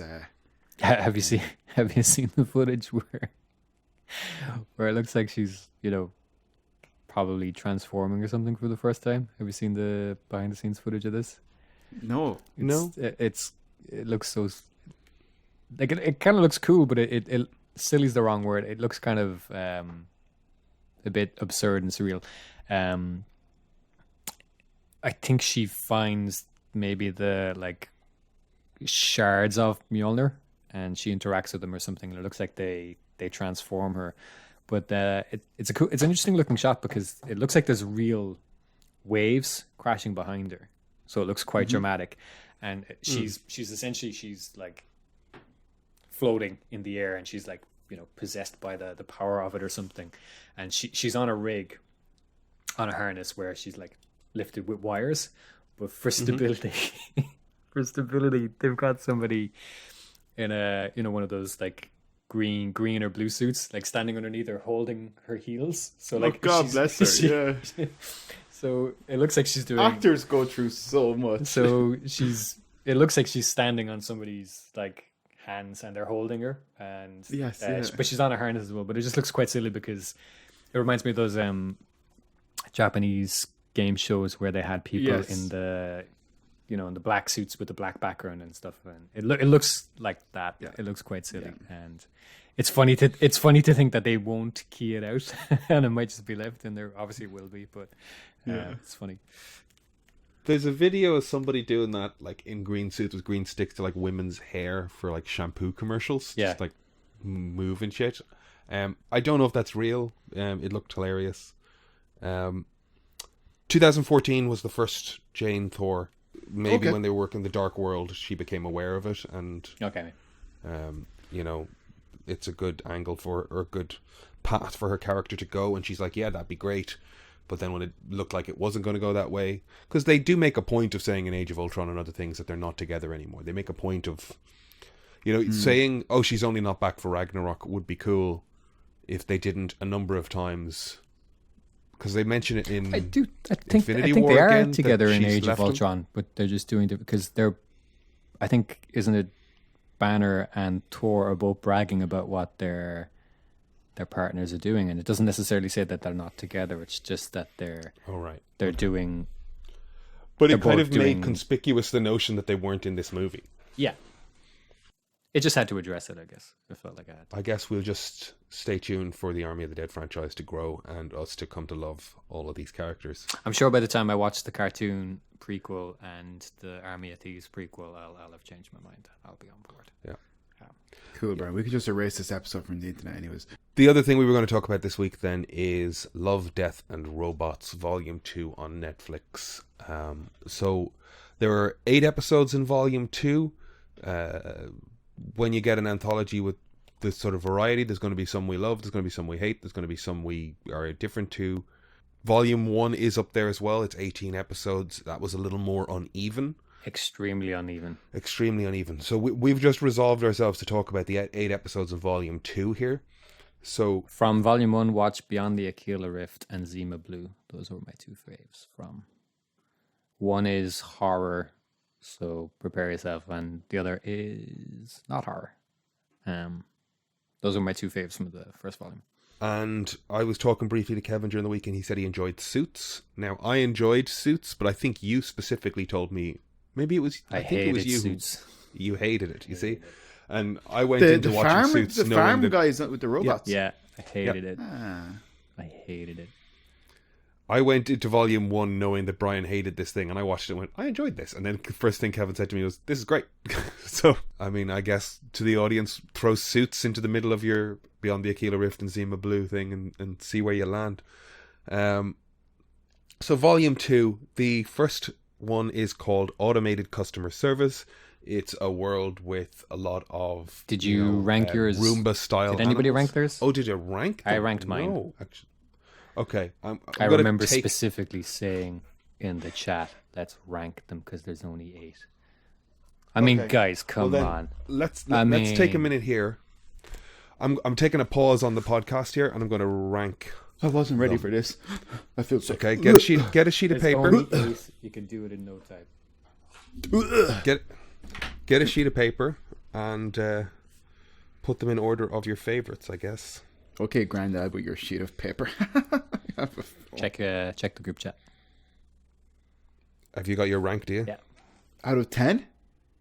No, like there's 8, and what was your favorite? Yeah, I'm not going to do that. I agree with you guys. No. Do your It'll take no time. Mm-hmm. So we just took a moment here to just rank the 8 episodes of Love, Death and Robots as in order of our preference. So I say let's each list our least favorite one. So I will say my least favorite was my number 8, because I don't really want to be negative about the hard work of people. From Blair Studios, written by Harlan Ellison, directed by Philip Gillette, or no, is it Alex Beatty, produced by Philip Gillette. Directed by Alex Beatty. Life Hutch, the Michael B. Jordan fighter pilot. Was that all animated? Yeah, I believe so. It's motion capture like hell, though. Yeah, because some of it looks like his computer generated face. rendering. Mm-hmm. Yeah, I liked it, but it definitely wasn't. I couldn't even. Yeah, it wasn't one. So the reasons that it is my least favorite is a lot of these to me feel like VFX showcases, that they're, it's a technical exercise to get them more work in feature film end of things or video game end of things. Not that they don't already have that work, but it's a showcase, and the story is very, very simple, and it's a starfighter pilot crash lands, goes to a lifeboat on a nearby asteroid or rock, and the repair droid in the place is malfunctioning from the thing being dropped, and it's trying to kill him, and he has to sort of survive in a space. It's a real simple little story. And it is good and there's good tension, but it just kind of bored me. I just wasn't interested. And if you're doing that level of motion capture and photorealistic rendering, just shoot Michael B. Jordan and green screen in the background is basically my take on it. That's my number 8. Kev? My number 8 was Ice. Two brothers far from home, join genetically modded locals in a deadly race. Yeah, so that's the Robert Valley one from Passion Pictures or Passion Studios. He directed my favorite one from Volume 1. So, just pointing that out. Mm-hmm. Thanks, Brian, for making me feel like shit. No, I'm just saying that he did. I think he did the best one in Volume 1. That's all I was saying. Okay. Why was that your least favourite one? I don't think I really liked the style of it, although there's elements of the style that I liked, but I think ultimately I didn't like the character design maybe and stuff, and I just felt that it was a little bit like meh. Yeah, actually I didn't really care for it. It was just a bit meh. That's fair. Okay. I sent, like Brian could tell you, I sent him a still shot from it when I was watching it. Literally, ugh. There are shots of these characters and the way they're built that like are extreme and don't quite work, and it's rigged in such a way that like they move in units with a little skew on them, and some of those, like I think it's one of the shots in the bedroom with it doesn't quite work. But once they get out into the world and they start having the race, I really do like it. I think it just works on the more extreme behaviors. When it's something static like two people just standing having a conversation, it looks a little, it needs the movement to sell the dynamism of the posing and the skews and stuff. But I can understand why it fell flat for you too. Yes. Brian, how did you feel about Ice? I liked it. Yeah, like I said, Zima Blue. He directed Zima Blue from Volume 1, and I think Zima Blue is probably the high point of Volume 1. I don't think Ice was as good. Very simple story. Not that it was bad. I think it looked mostly great. I'd agree with you that there's some shots where his style, certain angles, don't work as well. But I think for the most part, it looked great. The story was just kind of a nice, simple story. Yeah, it'd be in the middle for me, I guess. I think the difference, because there are simple stories through all of these, I think the fact that the story in Life Hutch was so simple really just flagged to me how much of a, this is about the fact that I can photorealistically render Michael B. Jordan's face. Yeah. Whereas with Ice, it's a simple story, but they're really pushing how it looks in a abstracted or interesting way, as opposed to just going photorealism. Like, it doesn't serve the business to do something that odd, Whereas I think showing their spaceship battles says, hey, Lucasfilm. Yeah, I do think though, after watching the 8 episodes and stuff, they're really getting. I know it's like obviously technology's progressed so much, but they're getting there in terms of making these 3D. They're already there. Yeah. They're already it's there. Just, we see it in movies. Money. We see photo replacement. Yeah. We see the moment an actor becomes a special effect in an action movie, you don't notice it anymore. You don't notice the fact that it's not Hugh Jackman driving the cars in Logan. They just put his face on whatever driver they stick in there. Okay, yes, so fair. They're there. It's just once you've got that photorealism, do something interesting with it. So number 7. Oh, sorry, Brian. Brian, you're number 8. Sorry. Sorry. Brian, can you please tell us your number 8? Automated customer service. Automated customer service. So, Automated customer service is directed by Kevin Van der Meeren, David Nicholas, and Laurent Nicholas. Now, I want to defend this, but having just looked at that, I was like, did it take 3 people to direct that? Animation Studios, Atoll Studios, 13 minutes. It's a world full of Roomba-based, kind of Wall-E automation, and one of them turns on its owner. Why is this your number 8? It was just a bit lazy and cliched. We've seen the, humans become kind of slobs and grotesque through convenience. We've seen that in Wall-E. We've seen humans versus machines before. It's an obvious kind of dig at like a certain type of culture and society. but it didn't really. It was trying to like be a bit of a satire without being that funny. It didn't have anything to add to the like it felt like it was a parody about kind of consumerism and just having a dig at a certain type of West Coast lifestyle, making fun of spirituality and yoga and excess and laziness and all this kind of stuff and kind of grotesquerie, and it just didn't add in any way. I'd seen it before. Mitchell's versus the Machines is on Netflix now as well, and there's a very similar story and does it much better. It wasn't. It's trying to be a bit of a satire, I think, of a certain type of culture. But like I said, I've seen it in Wall-E, seen it in Mitchell's versus the Machines, and it just didn't add anything. That's okay. See, for me with it, and Kev can give us his opinion as well. For me with it, I hear what you're saying. We've seen a number of different versions of it, and they did it fine. And they had a bit of fun. But again, like tonally, it didn't work because again, it couldn't settle on. Couldn't settle on like how silly or how funny or how violent it wanted to be.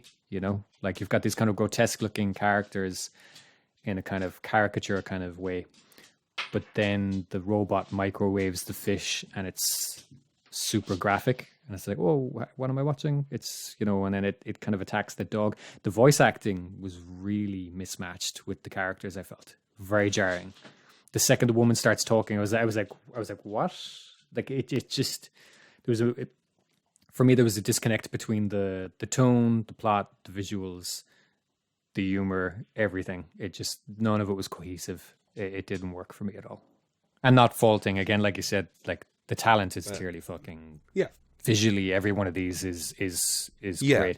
All of these things, I would be hesitant to say the worst. It's just, where do these rank in our taste? Yeah, not like my least favorite basically. And for me, it was that lack of cohesion. It was like, it's not.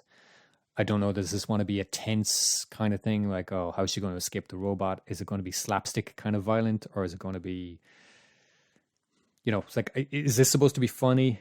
And then it's so graphically violent when it kills the fish in the tank. I was like, oh, is this supposed to be horror? Like, which is this? And is it just satire or parody?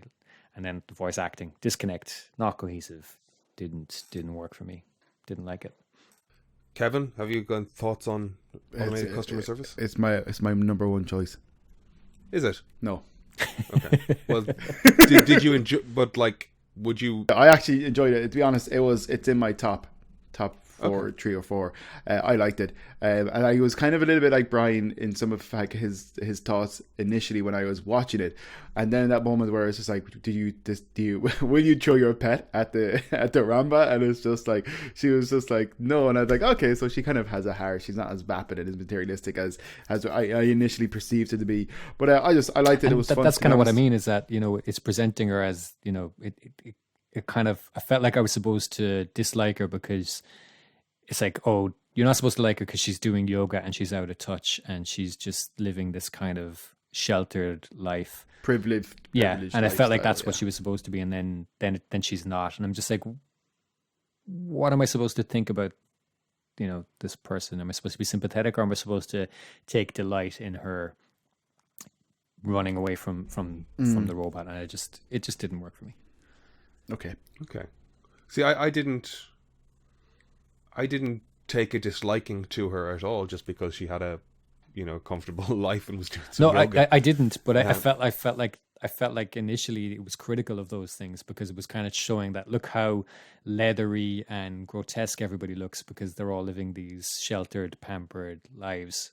And it's not necessarily that I disliked them, but I felt like that's the view it took of things. But yeah. So my number 7 then is Tall Grass, or The Tall Grass, directed by Simon Otto from Axis Animation. A train breaks down in a field of tall grass, and one of the passengers walks out into the grass and gets turned around and lost, and then these monsters come out of the grass and he has to battle his way back to the train, and will he get there or won't he? And I think it looked really nice but was ultimately pointless. Yeah. Or I didn't see the point. If I have to reach for something, there's a metaphor I think it's about kind of getting like you're lost saying, in the ocean of the world or yeah, something. But it's like sometimes there isn't enough of an arc to kind of warrant. It's like, well, what was the point of this then?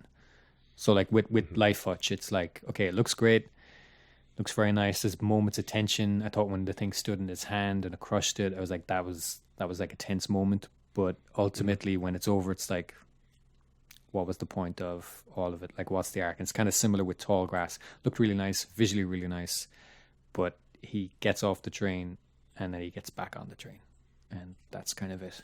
You know, it's not scary at any point really. You know, it was just, it was fine. Looks really nice. it looks lovely. Like there's a real painterly thing. I think, I got a credit into the Spider-Verse with making people put things on twos, because it was clearly on twos and fours to make it just that little bit choppier. I think you mean Lego Movie. Lego Movie as well, yeah, whatever. But what was that? There was a kind of a thing. Was it Town Called Panic before that? I know Lord and Miller were big fans of that. I think that inspired a lot of Lego Movie, to be honest. Wreck-It Ralph has that as well, with the 8-bit characters move on fours. Which I always thought was genius. It was a genius moment for somebody to go, oh, I can have my 60 frame a second smooth splined animated character here in the same world as characters that are. I can play with the medium, because for a long time people were just doing the thing, and it took somebody to go, oh, we can do something else.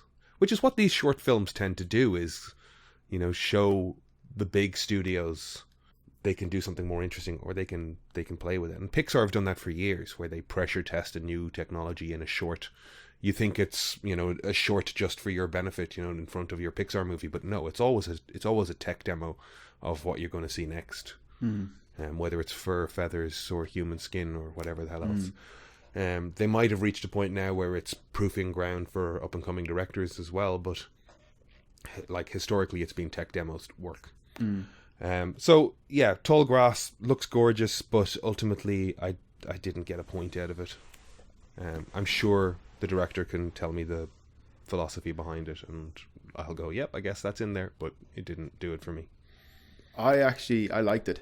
It's another like, I think it's like a 3 or 4, like Tall Grass and the other one, the automated one. They're like kind of my 3 or 4 on the list. I actually like Tall Grass, but I'm like, I love a good one-shot comic book, or a good like kind of just short story, whatever.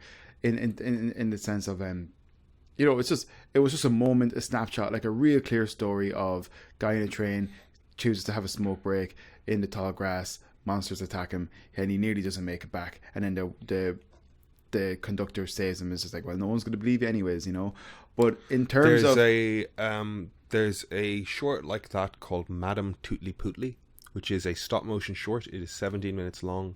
I saw it in Annecy years ago, and it was my standout for the whole festival. I still have a copy of it on the shelf behind me that you gave me. I think I have one somewhere. I'll check it out. I love it. It's a film, is it, or a short movie? Yeah, so it's just short on a train. It's Brian probably weird, showed me that, and if beautiful, and but all I was going to say is I like to kind of I like sometimes when something is short, they keep it simple, and sometimes I just like, it's fine to be like, say, in that world for, if it's 10 minutes and just getting a little snapshot of it. And I liked it, and I liked it stylistically, and that's why I like Suits in season 1. I enjoy kind of like the mech farmer type of stuff and things like that, but it's done really nicely stylistically, and that's what I liked about the Tall Grass, and I enjoyed it. It's also kind of the whole like it was kind of like 1800s America or something like that, and I liked it. Well, that's an approach to this short filmmaking that, as you mentioned, Suits in season 1, that I kind of hadn't applied to this 8 in this thought process. But when I saw Suits, I went, oh, somebody's looking at this as a pitch for a series, as an opportunity to pitch a series concept, because Suits lends itself to that. Like I can see that world being built into a TV series. What's your number 7, Kev? Oh, my number 7. I think it's, sorry, I can't remember the name of it. Snow in the Desert. That's the name of it. Yes. Snow in the Desert, directed by Leon Burrell, Dominique Bowden, Remy Kazaira, and Maxime Luer. Apologies for the butchering of the names. The studio is Unit Image. 18 minutes long. An albino man on an alien planet is hunted for his immortal genetics that will allow people to live forever.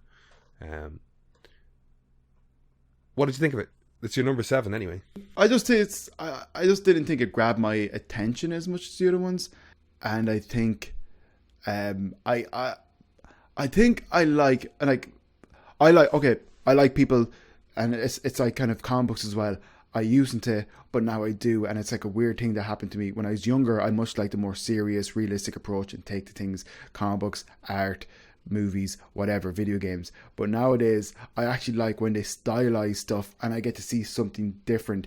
I'm not as attracted to stuff that is meant to look super realistic, even though I don't like the Bad Batch stylistically or that Star Wars universe stuff. I like these shorts, and I like the shorts that are more artistic and stylized than the realistic ones. Even though Ice wasn't one I liked, I just didn't like that as such. But I prefer them to be a little bit more stylized and artistic. Snow in the Desert brought a photorealism to it that wasn't your favorite, so that's why it's number 7 on your list. But what did you think of the narrative? I liked it, but again, kind of just, Didn't maybe grab you either. Yeah, maybe I was like, I was doing a few bits and bobs at the time when I was watching these things, so I should probably say that I was drawing, but doing a few, and then like doing emails or whatever. But like I was watching them, and yeah, it's like, but no, I just want to say this. It's like it just didn't grab my attention as much as the other ones did. Okay. And Brian, you're number 7. Life Hutch.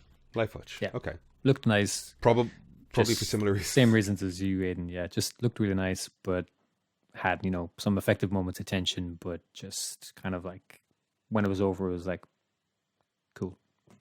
Like, okay, nice, whatever. Cool. Okay. I mean, we don't. No more needs to be said on that. My number 6 is Pop Squad, directed by Jennifer Hugh Nelson from Blur Studios. Pop Squad is about a policeman or a division of the police that handle excess population. It's a world of immortals, so nobody's breeding. Anyone that's having children, the children are eliminated, and this guy kind of finds a conscience in that and questions what he does. I really did not like the look of it when it started. It definitely...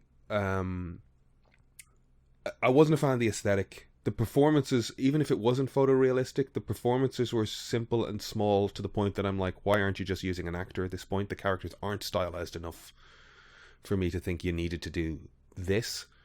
But by the end of it, I was kind of... I really did like the performance and the character's arc, and I found him quite sympathetic, and the script around, an immortal person seeing the world anew through a young person's eyes kind of hit me a bit, and I did quite like it, so that moved it up a number in my list. But I still kind of was like, I could have just seen actors do this. So again, it falls into, this is a VFX tech demo. I think the thing though is like part of the reason, like, yeah, you could put Michael B. Jordan in a set because it's very much like a bottle episode thing. You could have just shot him and kind of made the costumes and stuff like that. But I think the reason with something like this why you don't do actors is because you can't show the world on the same scale and you can't stylize it the same way. So like you can't get those same rainy shots on the ground level and the sepia tones. You can't shoot that without it looking like a set Sin City with a bunch of actors. It would just look very set bound. Yeah. And then you can't do them kind of in the sky to the same way as well. And you could maybe do the backgrounds in CG, but then you're inserting the actors in green screen, and then however far photorealism has come in terms of a digital version of a human, compositing still hasn't quite got there. Okay. I think a person on a green screen, sometimes you can't tell, but a lot of the time you can still tell. Like the shots of Tig Notaro in Army of the Dead just stuck out like a sore thumb to me, where any scene where she's with the rest of the cast, this is like See, but now I have to watch that movie again because I didn't But know that. I didn't notice it at my all. point being, though, is that compositing, I don't think is as consistent or is as photoreal as actual digital stuff. I think the thing with something like Pop Squad then is like, yeah, you could have used actors, but you couldn't have done the world in the same way. This expanse, and the character would stand out. A human person would stand out, but the whole point then is like if you do a CG character, then they look like they belong in that world. And I think that's the reason to do something like that versus something like Life Hutch where they could have just built the set and built the costume and it wouldn't have been any different. But with Pop Squad, you can't do it on the same scale without the actors standing out like sore thumb, I think. I tell you what, like thinking this through, just like the potential for the short and the things, like it did remind me of something like Equilibrium with Christian Bale and Sean Bean and that stuff, but that movie fell down left and right with the concept of, you know, these are people who do not feel emotion, and yet you can't act without portraying some emotion, even if it was just sternly angry or whatever. Like it just was a flawed concept for a film trying to piggyback off some Matrix stuff. Whereas I think Pop Squad here is a really nice concept of a cop just completely becoming disenchanted with the job he does, and seeing the error of his ways or whatnot. Could be a Highlander spin-off. The big caveat I have next to that, the big caveat I have next to that is I don't want to see a movie of this. I think they did it in 10 minutes. I'm grand. Do you know what I mean? But I think that's okay too. Yeah. So that's my number 6. Kevin? Your number 6? My number 6, I believe, is Life Hutch. Life Hutch, sorry.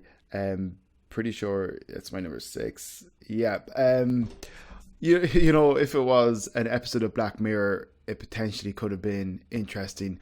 But as an animated short, it was fine. I think I just put it in as number whatever I did there because I probably was watching it with more attention than the other ones to a degree, the ones that before that, and I maybe had less of an issue with different things, but I just stuck it there. I just didn't really feel it could have been that could have been Snow in the Desert, either or, pretty interchangeable for me to a degree, you know.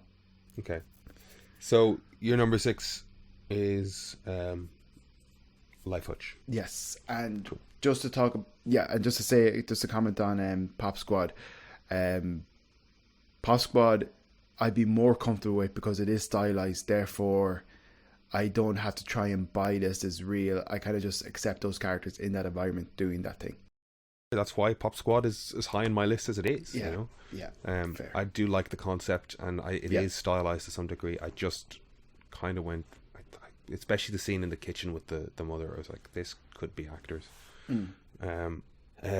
Sorry, I just had that thought. I went, can they? By the time we see the actors, they're in small spaces generally, even if they do show us the expansiveness of the environment around it. But moving on, Brian, what's your number 6? Tall Grass. So again, we've covered Tall Grass, Simon Otto, Axis Animation. A man gets off a train, gets lost in a field. Anything else to add on it? It's just no, like kind of similar to Life Hutch, you know, in that it looked really nice, but by the time it's over, it's just like kind of similar stories in that, you know, somebody alone, there's a moment of tension and then it's resolved and it's over. And that's kind of it. So number 5 for me then, I have Snow in the Desert at number 5. Again, my bottom half is where I've got the two sort of that are really trying for this sort of photorealistic thing. The opening shots definitely cribbing off of some Mad Max Fury Road stuff. The guy on the ridge looking down at the valley. I know the Tom Hardy shot there. I wasn't into the photorealistic thing, but then they introduced like the lizard man and the alien species stuff, and it's still mocap, and they shot the guy's hand off, and I was like, but his hand's off, why is he not reacting to this? And they kind of then explained that, and they had the little bit of world building around the day tent and the guy dealing with his immortality. I think there was just enough, like it wasn't necessarily a great standalone short, but it just told me so much about the world that this guy was in that it's like, I want to know more about this. I would watch more about this. I would watch I would use this as the seed of a film It's the Mandalorian.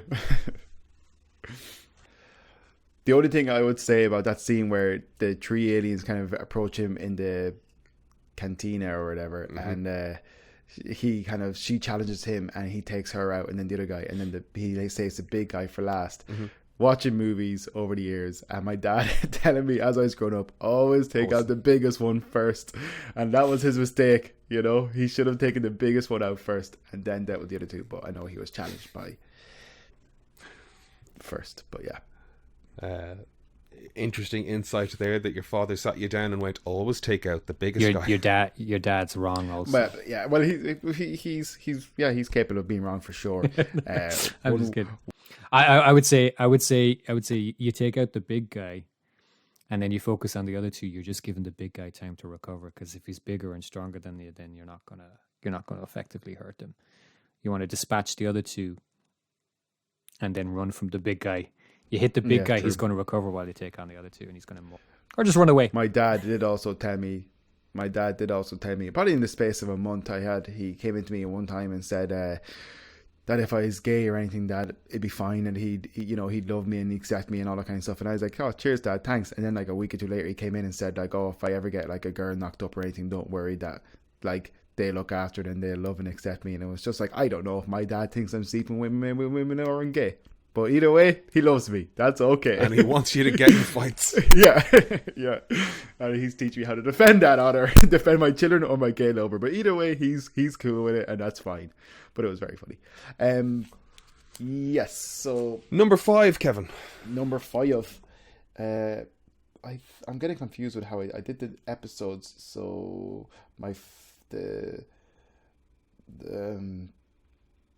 that's the episodes, and that's the order I like them in.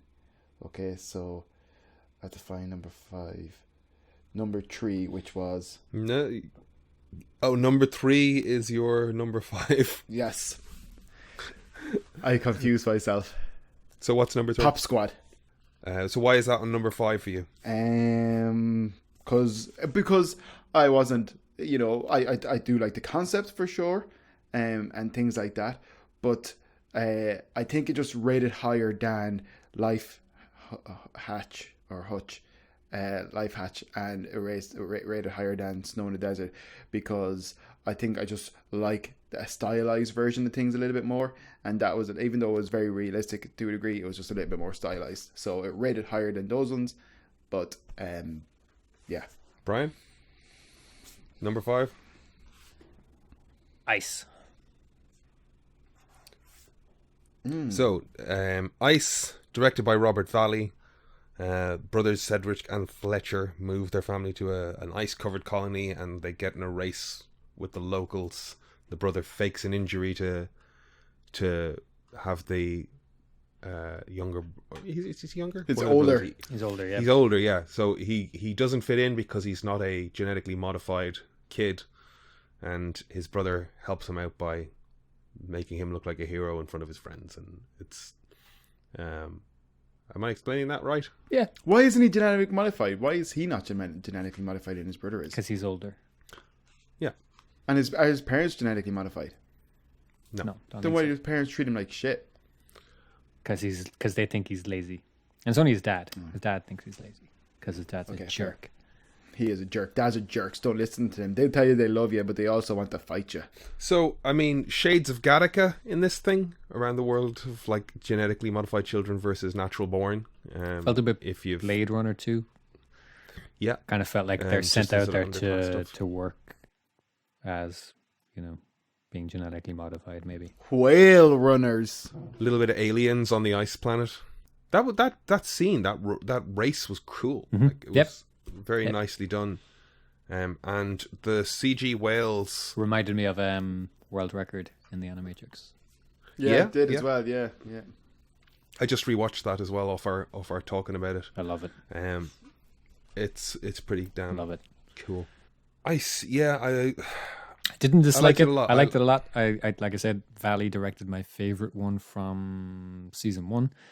I love his artwork. I follow him on Instagram. Love his style. Love everything about him. Think he's great. Think he directed the best one from Volume 1. I didn't think this was bad at all. I just kind of preferred some of the other ones, but yeah, I think he's great, and I love his visual style. Check out his other animation. Check out his drawings. He's incredible. I think he's absolutely phenomenal. Yeah, look, I've been on his Instagram a few times before, and it is pretty cool, to be fair. Amazing, yeah. He's done so many other like little animation clips and stuff, and just he's class. Big fan. Yeah. And Zima Blue, I think, like, this story wasn't bad. It's just a very simple short story. Zima Blue is actually so my two favorites from Volume 1 were Beyond the Aquila Rift and Zima Blue, and they were both adaptations of a sci-fi writer's. I think he did like an anthology book where it was a few sci-fi shorts. And I think the best two from Volume 1 were based on that writer's stories. And Zima Blue is just I won't even say anything about it. Just go watch Zima Blue from Volume 1 if you haven't already. I think it's fantastic. But Ice was number 5 for me. Yeah. Then number 4 for me. For me, number 4 is automated customer service. I hear everything you're saying about it being sort of cliche, and we've seen it before, and you're uncertain of the tone, or you found the tone uneven. For me, I liked the aggression, where the violence is a real threat, but the way it's being addressed by the customer service people and the world around it is wackier. It worked for me. I didn't like the designs of the people. It reminded me of the Superman Lovers video. You ever seen that one? Yes, I know Very exactly what you're talking I love about. that video. I love that video. Yeah. I love that song. Like, it grew on me when I first saw them. I was like, I don't like this. Is there a connection By the there? end of it, I was fine with it. Have you looked I'm that not up? sure, because when you say it, I'm like, that's pretty bang on. Who's the credits for? So for automated customer service, it's directed by Kevin Dan Van Meeren, David Nicholas, and Laurent Nicholas, Atoll Studio. The reason it's my number 4 is there is stylization in it. I can see why it's animated. I think the humor works for me. While it is a little cliche in places, it's fun, it's funny, and I just enjoyed it. Basically, is where it lands on that. I don't have much to defend it. I have almost philosophical kind of problems with the approach to some of the earlier ones, and this one is just, it's a Looney Tune. It's a Looney Tune cartoon. They just made a cartoon. Give me the credits again for... Atoll Studios, Kevin Dan Vermeeren, David Nicholas, and Laurent Nicholas. Directed by, it's kind of bracket around it or parentheses, directed by the Meat Department. All I can see is that the Starlight Superman Lovers video was directed by French animator Numero 6. But that's all I can find out. I can't find any more info on who Numero 6 is. It was French, Right, okay. French animator, so... Okay. Possible that connection? doesn't even necessarily say who your character designer is, So Yeah. I guess we just need to get credit to that video. So that's my number 4. Kevin, your number 4? My number 4 was Tall Grass. Just because I liked it. Eerie, horror, silly, fun, stylized. I got the feel for the time. There are elements I like, Okay. So, yeah. So how do you feel about that when we raise, when when Brian and I both go, it's lower down in our list because it just, I don't see the arc in it. It just seems a little step by step or whatever. Yeah, kind of, it's one of those things where kind of, I think I don't know, it happens often with me anyways, but it's one of those things where kind of the stuff that you're listening that you don't like about it are kind of stuff I like about it. It's simple, it's straightforward, I enjoyed it, it looked good, kind of, yeah. Okay, it spoke to you, and you like it, the fact that it wasn't weighed down by that additional stuff. You just liked the self-containedness of it. Yeah, I literally took it for face value, if you get me. Fair, cool. Yeah, and I think it's a simple enough storyline where you can do that. You know what I mean? Brian, your number 4? All Through the House. Oh, interesting. It is funny to me that there's one or two on here that haven't appeared yet up until the top 4. Mm-hmm. So, just to give us the information on this one, because it hasn't come up yet. Blink Industries, directed by Elliot Deer. Philip Gillette is the adapted script, and based on the story by Joachim, oh boy, Hindermans. There's a J in the middle of there, which is throwing me off, so apologies, Joachim.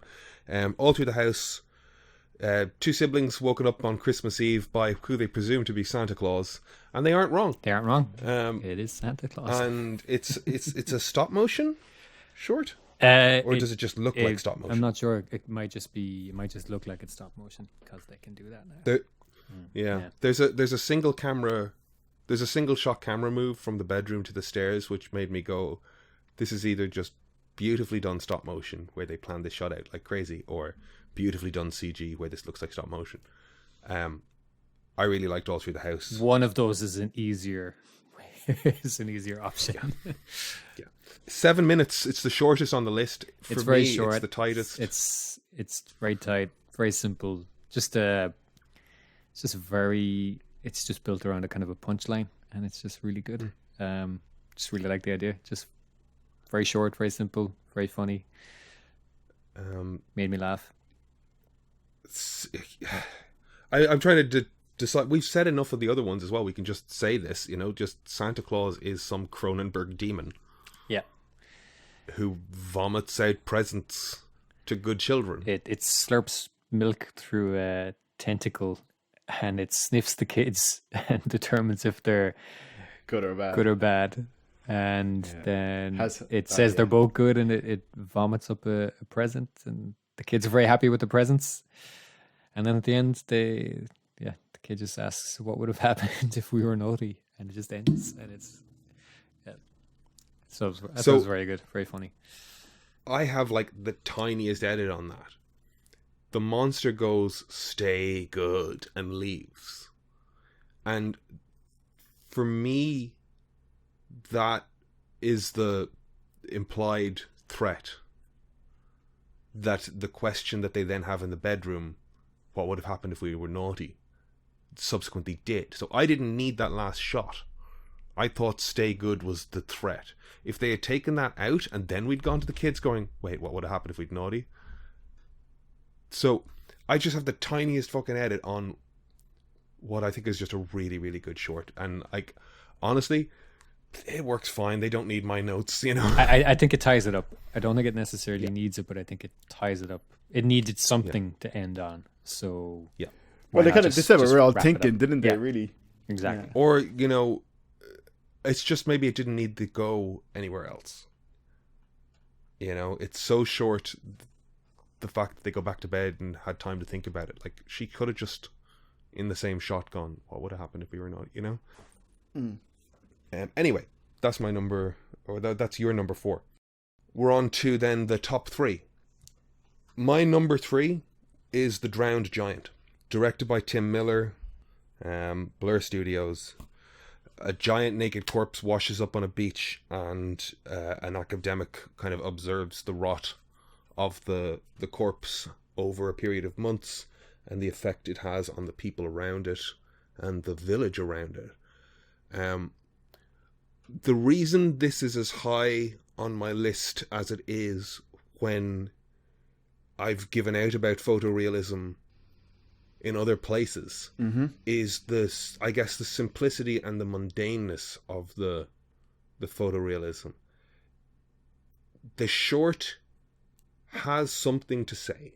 I don't know if I got it all, but the analysis of people's reaction to degradation and deterioration and something other and inhuman, or how we react to that, I was really interested in what was being said in it. And the fact that they were doing photorealistic CG in there as well didn't detract to me, and in fact it helped, because what they were saying was, how do we perceive this rot and this decomposition, decay? It's this giant presence of something young and beautiful that is destined to decompose, and the the fact that it was photoreal was relevant then, because we're much more readily able to associate and identify with the realistic depiction of that decomposition. We can see ourselves in it more readily because it is realistic. Does that make sense? Am I making sense of what I'm saying here? Yeah, I think so. Yep. So I really liked it. Otherwise, I'd have cut you off and said, "Shut up, idiot! You're wrong. You got it wrong. Stop ruining animation for everybody." Stop You it. like the Army of Darkness or the Dead, Stop whatever. it, I can't even remember the name of the movie. dumb. So for me, the photorealism here was part of the stylistic choice that fed into how I felt about the movie. And yeah, it just felt like they were doing something as opposed to just being a tech demo. That's my number 3. Kev, what's your number 3? Automated. Automated customer service. Yes. Okay. Just a lot of fun. You guys suck so much. Friendship over. It's better than Speed Racer. I think that's all that needs to be said. It's just a Looney Tune. It's grand. Kev, have you watched The Mitchells versus the Machines yet? No, I'm dead inside. You watched it, Aidan? I watched the trailer. It's on my to watch list. I think it's worth watching and coming back next week. Go watch it. I've watched more than half of it. You have. Okay. Yeah. Cool. Yeah. Just fell asleep. Brian, what's your number 3? It's between. Let's say, hang on. I'm gonna. Ooh, between. It is. Ooh, you said you had this list made. Yeah. Well, I've got the two side by side.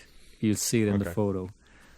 Make a decision. It is Dun, dun, dun, Pop Squad, I believe. dun. Pop Squad's your number 3. Yeah. It's a good one. It is a good story, and I like the style. Like the style. I think I assumed it was Nolan North doing the performance capture. Nolan North of video game fame. Nolan North, Elodie Young, Emily O'Brien. I mean, there's a bunch of people on the cast here. Elodie Young's that's Elektra in Daredevil. Right? Yeah. Nolan North, probably most famous for Drake in the Uncharted series of games. Drake and Josh. Oh No. So I mean, I guess we've talked about. Yeah, Pop we've talked Squad about it. I liked it. I thought it was just stylized enough. I thought the performances were cool. I thought it was a good example of how you can get a very human performance out of a very stylized. I thought the characters were pretty stylized. I think I checked out when we started doing the opera singing bit, Mm-hmm. and I mean, I don't know that I would have been more engaged if it was actually a recognizable piece of music, but it just sounded like generic vocal. It sounded like perfunctory. Took her 20 operatic years. vocals. Took an immortal person 20 years rehearsing that. How dare you? Yeah, I rolled my eyes and turned it off and came back to you. it. I came back to that a fucking week later because that scene just put me off it. I had to get through those bits to get to the point where I liked it, so that's why it's number 6 on mine. I'd watch it again. It's good. So my number 2 then is, because that's your number 3. The number 3 is there with the Drowned Giant, Automated Customer Service, and Pop Squad. My number 2 is Ice. I really enjoyed it. I think I flagged already. There's 1 or 2 shots where I think the stylization doesn't work in a very static shot, but it moves really well. The moment where your one sort of swings off the lamppost and sort of falls in silhouette, I feel like I've seen that shot somewhere, or it's roto referenced from something, but there's just a really interesting weight to the way they move. So yeah, I really like the timing in how the animation kicks off. There's real good ease ins, ease outs, to be an animation nerd. Just the timing in it and the way people bounce around the place is nice. I loved it. And the transition when he smokes that pipe for the first time and the world drops out around him, it does seem like a kind of irrelevant aside to the story that they're telling, but it was a really nice way of representing that altered state. Kev, your number 2? The Drowned Giant. Okay. I think the points you made about it are very, very valid. The only issues I had with the Drowned Giant, to be honest, and I know it's one of the more realistic ones, but I just think Yeah, I think the whole story and stuff was really good, and I think it probably was only if it could only be as effective as it was because it was realistically depicted. He was and stuff. But like I think it's like when you watch it, you kind of have to turn off your brain in the sense of like, okay, if this was real, the government would like corner it off, and like the bloody bones and tissue and everything would be worth a fortune. Could you imagine like the cost of a human skull that size? But no, I actually liked how it kind of they dealt with it in that world, in that kind of logic and all that kind of stuff in that scenario with the graffiti on the body. They like have like and like when you're watching, it's just like wow, you know what, people would run and try and run up on it and stuff, and like that's awful, But the joke about its penis being like in a freak show, but under the wrong moniker of a whale penis and all that kind of stuff, But no, I like the commentary of it. I like the take on it. I like the main character's perspective on it and stuff. And he was very endearing, his approach to it and stuff. And I thought it was very good. It had there's a surrealism to it that like, I know it's like, it's real fucking basic literary reference, but like metamorphosis as well. It's like, if somebody literally turned into an insect, yeah, you'd have scientists rolling in from all over the bloody world. But like, no, this is the fantasy world that we have proposed. A giant human just washed up on a beach. Nobody thinks much of it beyond whatever. They're going to interact with it. It's going to fade away. It's a novelty and then obscure. Yeah, I was trying to think how it sort of had a sort of Gulliver's Travels element to it as well. But yeah, I just really liked it. I loved it. Yeah. Brian, your number 2? Snow in the Desert. Snow in the Desert. Okay. Oh, well, it is very Brian-esque. Why is this as high for you as it is? I kind of like. I suppose when the show is pitched, it's a sci-fi anthology series, and you can kind of go anywhere with it, and you can be fantastical with the story, and you can tell any kind of story, and they tend to be kind of sci-fi stuff. And season 1 has so many bad episodes that are just really simple ideas, and they just fail at being fun or interesting. And they look nice, and despite looking nice, they're just like bad for whatever reason, like trying too hard in terms of, I think, was Sonny's Game? I think that was the first one from the first season. I know they changed the order since in volume 1, but the one about the people connecting to the genetically engineered monsters to have cage fights, Like, that's just a really high concept thing, and it should be fun. And instead, I was just kind of grossed out by the.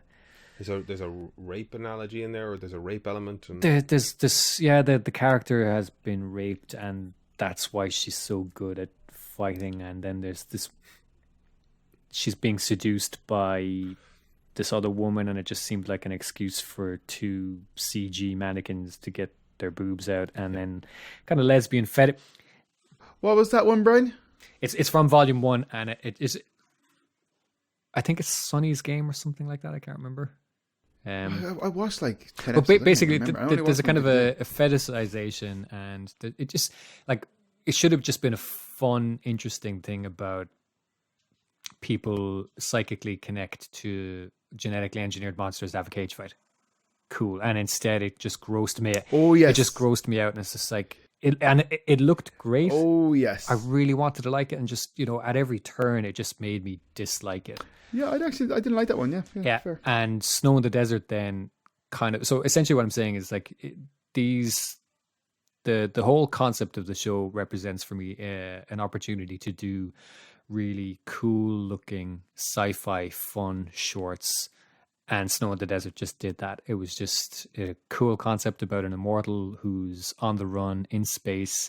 And now he's got this, by the end of it, he's got a cool cyborg, sexy sidekick. And it was just, I just want them to be, like I said, there's an opportunity to be fun and cool and just interesting. And like that contrasted with that first one where, again, psychic cage match thing, I should like that. And instead it just grossed me out at every turn. It was just like, fuck off. And then this is just like, yeah, it's about an albino immortal in space on the run. Like, that sounds great, and it was fun by the end of it. And that's what I liked about it. He was kind of tanned for an albino, to be fair. Well, he's been in the desert, you know. I didn't realize he was an albino. Was he based on a real actor as well? He looks very much like, I'm blanking on the name, but Quaritch from Avatar. He looks very much like him. I'm blanking on the guy's name. I know you mean there. What's his name? It's not Steve Lang or whatever his name is. Steve Lang, yeah. He looked kind of like him. But yeah, Peter Franzen is the Finnish actor. The actor. Okay. But yeah, that's why I liked it. It was like... That's your number one, Brian, yeah? No, my number two. Oh, sorry, your number again, two. And sorry. It's a high concept, simple sci-fi thing. Again, contrasted with Army of the Dead. Zombie heist was like, sign me up. And then when I watch it, I'm like, oh, fuck this, fuck off forever, and fuck off some more. Yeah. And then you tell me this is about an albino in the desert, and I go, cool, that sounds cool. And then it was cool, and I liked it, and it looked cool. Yeah. And that's why I liked it. Yeah. So I have two asterisks that kept popping up when we mentioned it. The psychic link to cage fighting thing. You and I have done enough martial arts, and you more so than me. I'm a big teddy bear that can't fight for shit. But rage does not make you a good fighter, and it's the concept of somebody that's never done any fighting. You know, it's just cool in the head and technical practice. So much about that was just. Like me and Kev were kind of discussing it earlier, and it was a valid criticism people had from the first volume, was that it's just like a bunch of nerds made this stuff and was like, wouldn't it be cool if she kissed the other woman, because I want to see that. And she was raped, so she's going to bring that trauma, and that's why she's such a good. And it's just like, fuck off. It's some of especially season one. It's so gratuitous. Is that the word? That's the word. That's the word. Yep.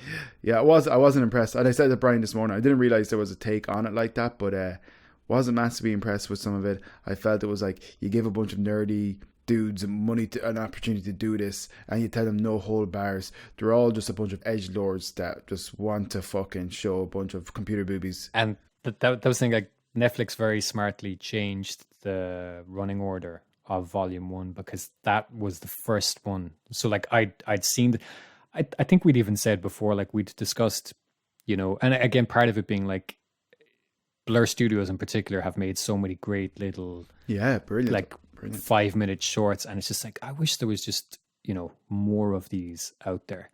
And when I heard then that the guy who directed Deadpool and is, you know, head of Blur Studios is doing this thing and David Fincher it's David Fincher and Tim Miller.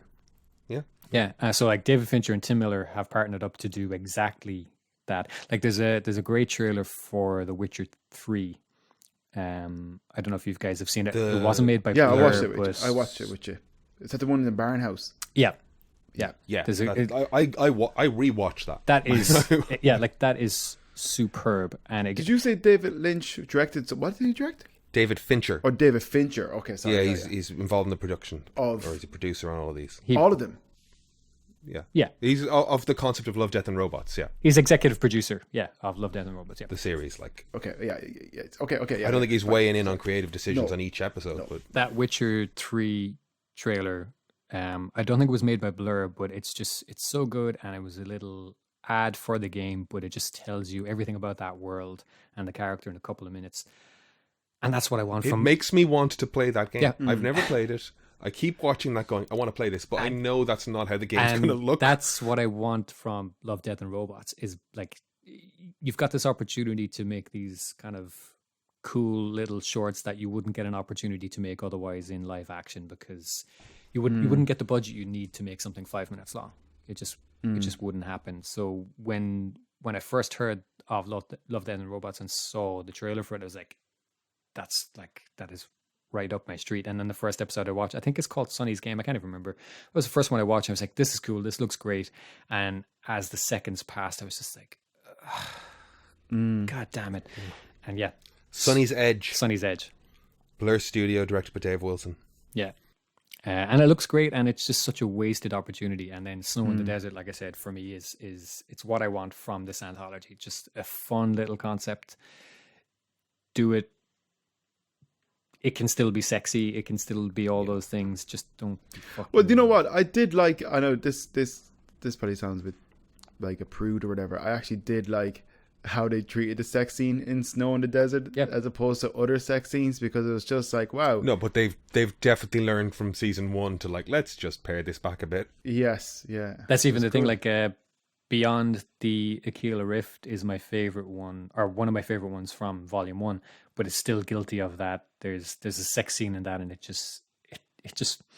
it threatens to ruin the whole thing. When that first came out, those 3 were very close to each other, you know? Yeah. Like there was 3 or 4 in a row that had that. The Witness was in the same order. You just had a lot of...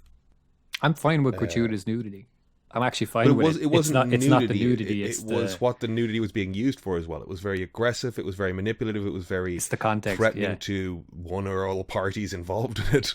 You know? Well, yeah, no, just if it serves a purpose, and if I don't feel like I don't think it has to serve a purpose necessarily. Not I think not necessarily. Yeah, it maybe can not. also just be a visual, but like I guess said, it's when it's just being thrown in your face, and it's a little bit over the like.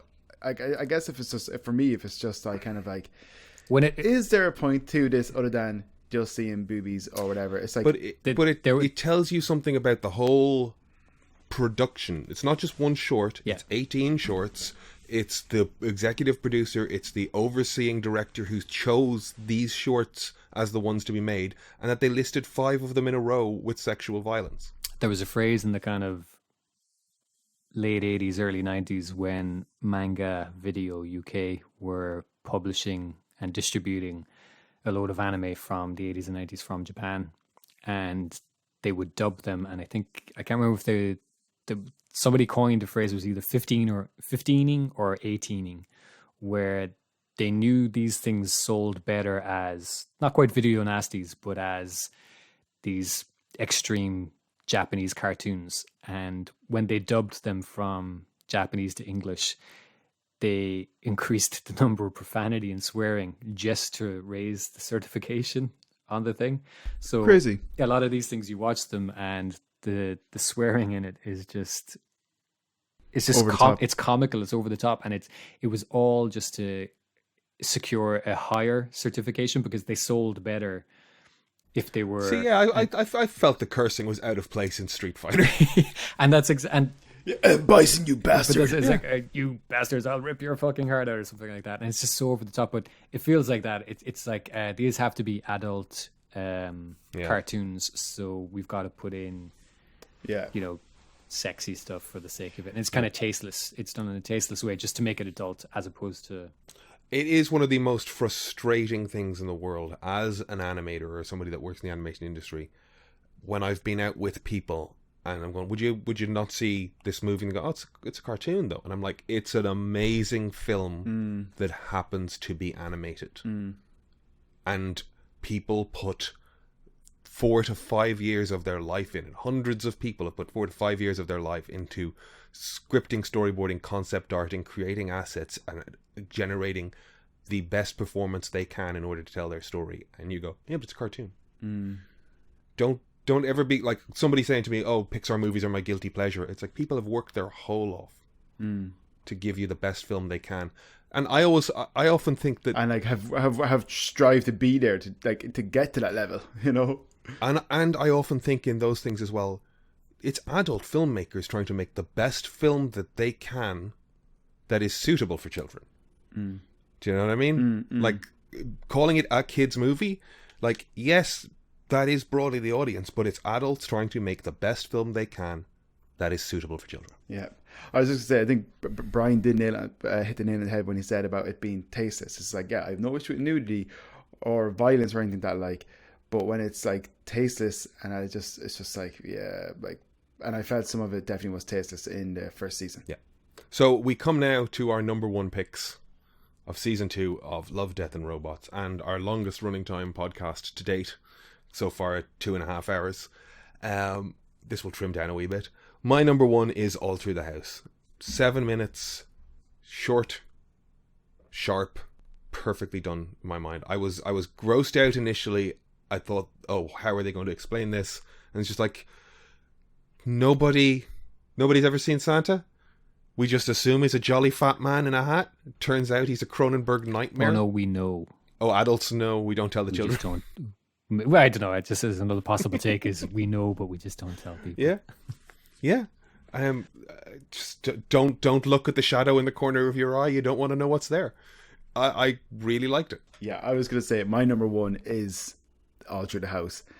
I love it. Aidan told me that it was his favorite one before he'd watched it, or one that he had up until the point when he'd seen it, he was really enjoyed it. I absolutely loved it. Yeah, the monster is like all Mignola and Guy Davis. It's so reminiscent of Guy Davis stuff in the Marquis.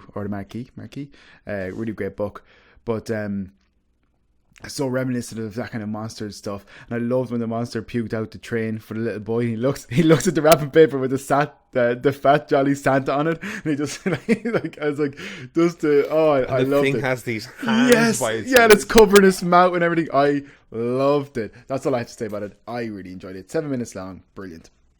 Elliot Deere directed Blink Industries. Yes, very enjoyable. Good fun. So, I mean, that's me and Kev. Brian, what's your number one?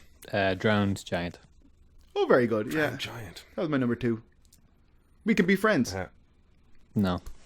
Oh, okay. I mean, but you like Speed Racer. I think that's a good spread. I think we kind of have where our top four ended up between the three of us is kind of a nice survey measure of like where do these, like if you were to look at how to phrase this, the top four are the top four. The Drowned Giant, All Through the House, Ice is in there. Automated customer service, clearly one of the best. We got a good spread on these. Yeah. I don't know that there's much else to be said. Brian, or Eddie. Do you want to elaborate on Drowned Giant? Yeah, like I saw someone tweet, I think the week that this came out, just complaining about the fact that adult animation has to be either sci-fi or violent or action or something, and they would just like to see kind of more, Ghibli-esque stuff where there's just these quiet moments in things. And I got the impression that they hadn't watched the whole volume yet. Because this does exactly that. I like the fact that they were bold enough to kind of say, yeah, let's make something really contemplative and quiet and mundane, and just really take our time. Let this really pensive, contemplative piece. I think it's interesting that that's the Tim Miller one. Yep. I wonder if they'd have accepted the pitch from somebody outside. Probably not. No. I don't think they would. I think they probably selected a few stories, and this one was written by J.G. Ballard. I think it's based on a story from a collection of short stories he wrote. I do love this. It was a toss up between All Through the House and the Drowned Giant, but All Through the House won just because it probably made me like think less. However, the Drowned Giant was number two. It made me think the most, and it was brilliant.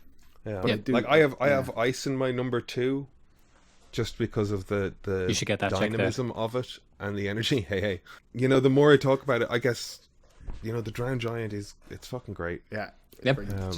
I love the as a response to somebody going, adult animation has to be X, Y, or Z. It's like, unfortunately, the mainstream media, the lamestream media, or the streaming services where you are finding your content are not showing you the extensive short film production that goes on in the world. There is so much animation. Congratulations to Aidan, who the movie that he'd worked on or was a part of, her song, won Best Animation in the Irish Animation Awards. Congratulations. Thanks, guys. Congrats. I was just present. Radii Animation is who I work for. Jack Kerwin and Ava Bertolozzo were the writers and directors. Congrats to those guys. Give them some feedback along the way, and they did an amazing job. And they won Best Animated Short at the Irish Animation Awards. I wasn't going to mention it, but as Kev brought it up. Fair play to y'all. Without all your involvements. Thanks, guys. And there's a wide range of short film now in the world. And I should clarify, I think they said in that tweet, I think they talked about in Western animation specifically. Okay. So, and I guess they're right to a point, but also, yeah, You don't see French and German and Danish short films on Netflix. No, not so much. You don't see. They're out there. It's just you have to go to film festivals to see them. Yeah. That brings us to the end of Love, Death and Robots. Roll on season 3, I guess. Or Volume 2, Part 2, hopefully, maybe. Volume 2, Part 2. That'd be nice. Yeah, maybe. Yeah. Oh yeah, actually you're right, because it is a very short compared to the 18 they did. Maybe they're just breaking it up a little bit. I don't know if that's the plan or not, yeah. But it'd be cool if there was more coming, but we'll see. Well, given the effort versus the return, like, yeah, it would kind of make sense to, like, let's spread this out a little bit rather than having to wait 2-year period between each of them. Let's put 8 out a year or something.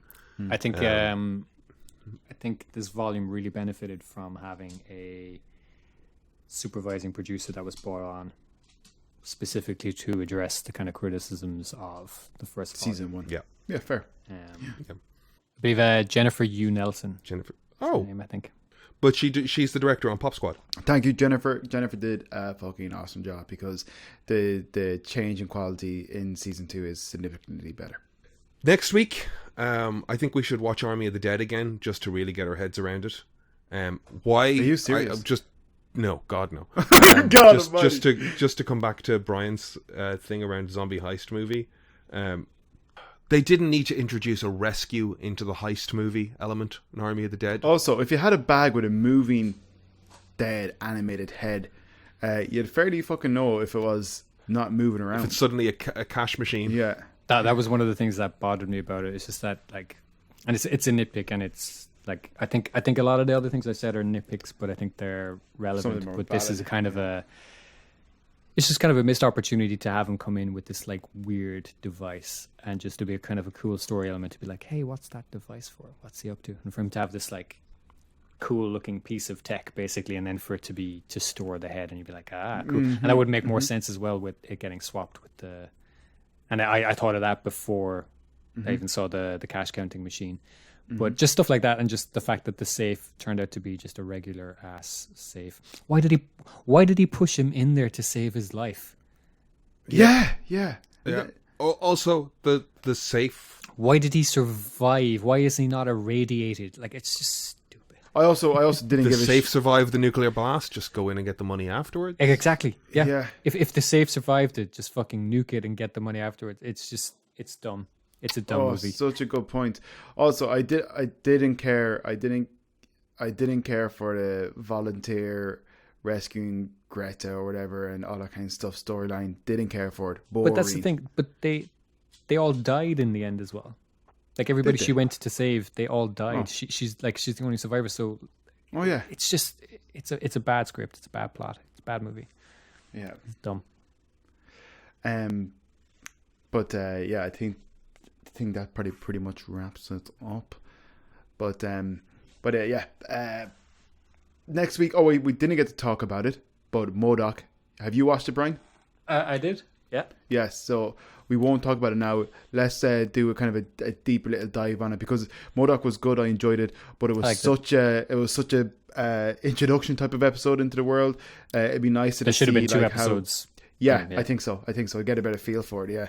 So I think it's better to kind of express an opinion on it after we watch like 2 episodes. 2 episodes of MODOK next week. Not a bad thing to have a chat about. I'll have a look at the Mitchells versus the Machines. Something I started watching yesterday and was enjoying and want to go back to is a movie called Psycho Goreman from Shudder. It's kind of a comedy horror gross out 80s vibe thing, really trashy, but it does feel like it's coming from a place of sincerity as opposed to your Birdemics and shit. They're like your giant shark movies that we had previously. I don't know. I don't know if you guys want to check it out. I feel like I'll check it out. Might enjoy it. I don't know if Brian would. It's pretty fucking dumb looking. I want to watch a movie about a pair of jeans that kills people. I like dumb things. Okay, we're me and Brian are friends. But he likes me. Give it a look, I guess. Yeah.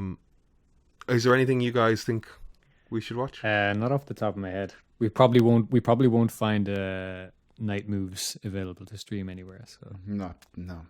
The Fortress with Christopher Lambert, isn't that one? Yeah, I'm not watching that. I don't know. Night Moves. I mean, So what's Zack Snyder got up next? I don't know. Like, I don't want to get into a fucking Zack Snyder rabbit hole, because I was like, for a moment I was like, we're clear of fucking Zack Snyder. We won't have to. Oh, Army of the Dead's a big one. We may as well. Oh. And as much as I was like, the Snyderverse is gone, they're still dealing with Ezra Miller's Flash, which is talking about tying in some Ben Affleck Batman. And it's like, oh, it's too kind of like comatose and on life support, and I'm fucking afraid it's going to get, a shot of adrenaline and get another zombie movie out. I watched Woman in the Window, which is a very kind of like Rear Window type of take with Gary Oldman, Dwight Russell, Amy Adams, yep, Julianne Moore I think is in it.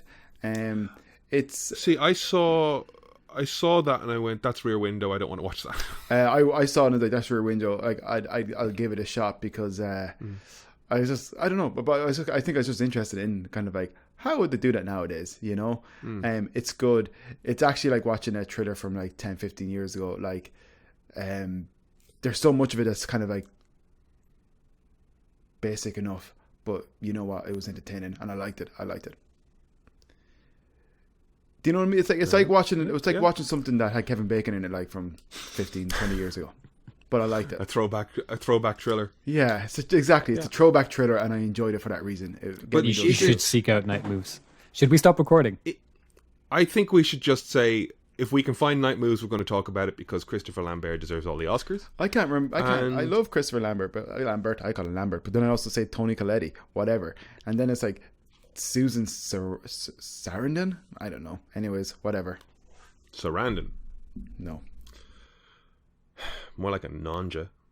I hate this.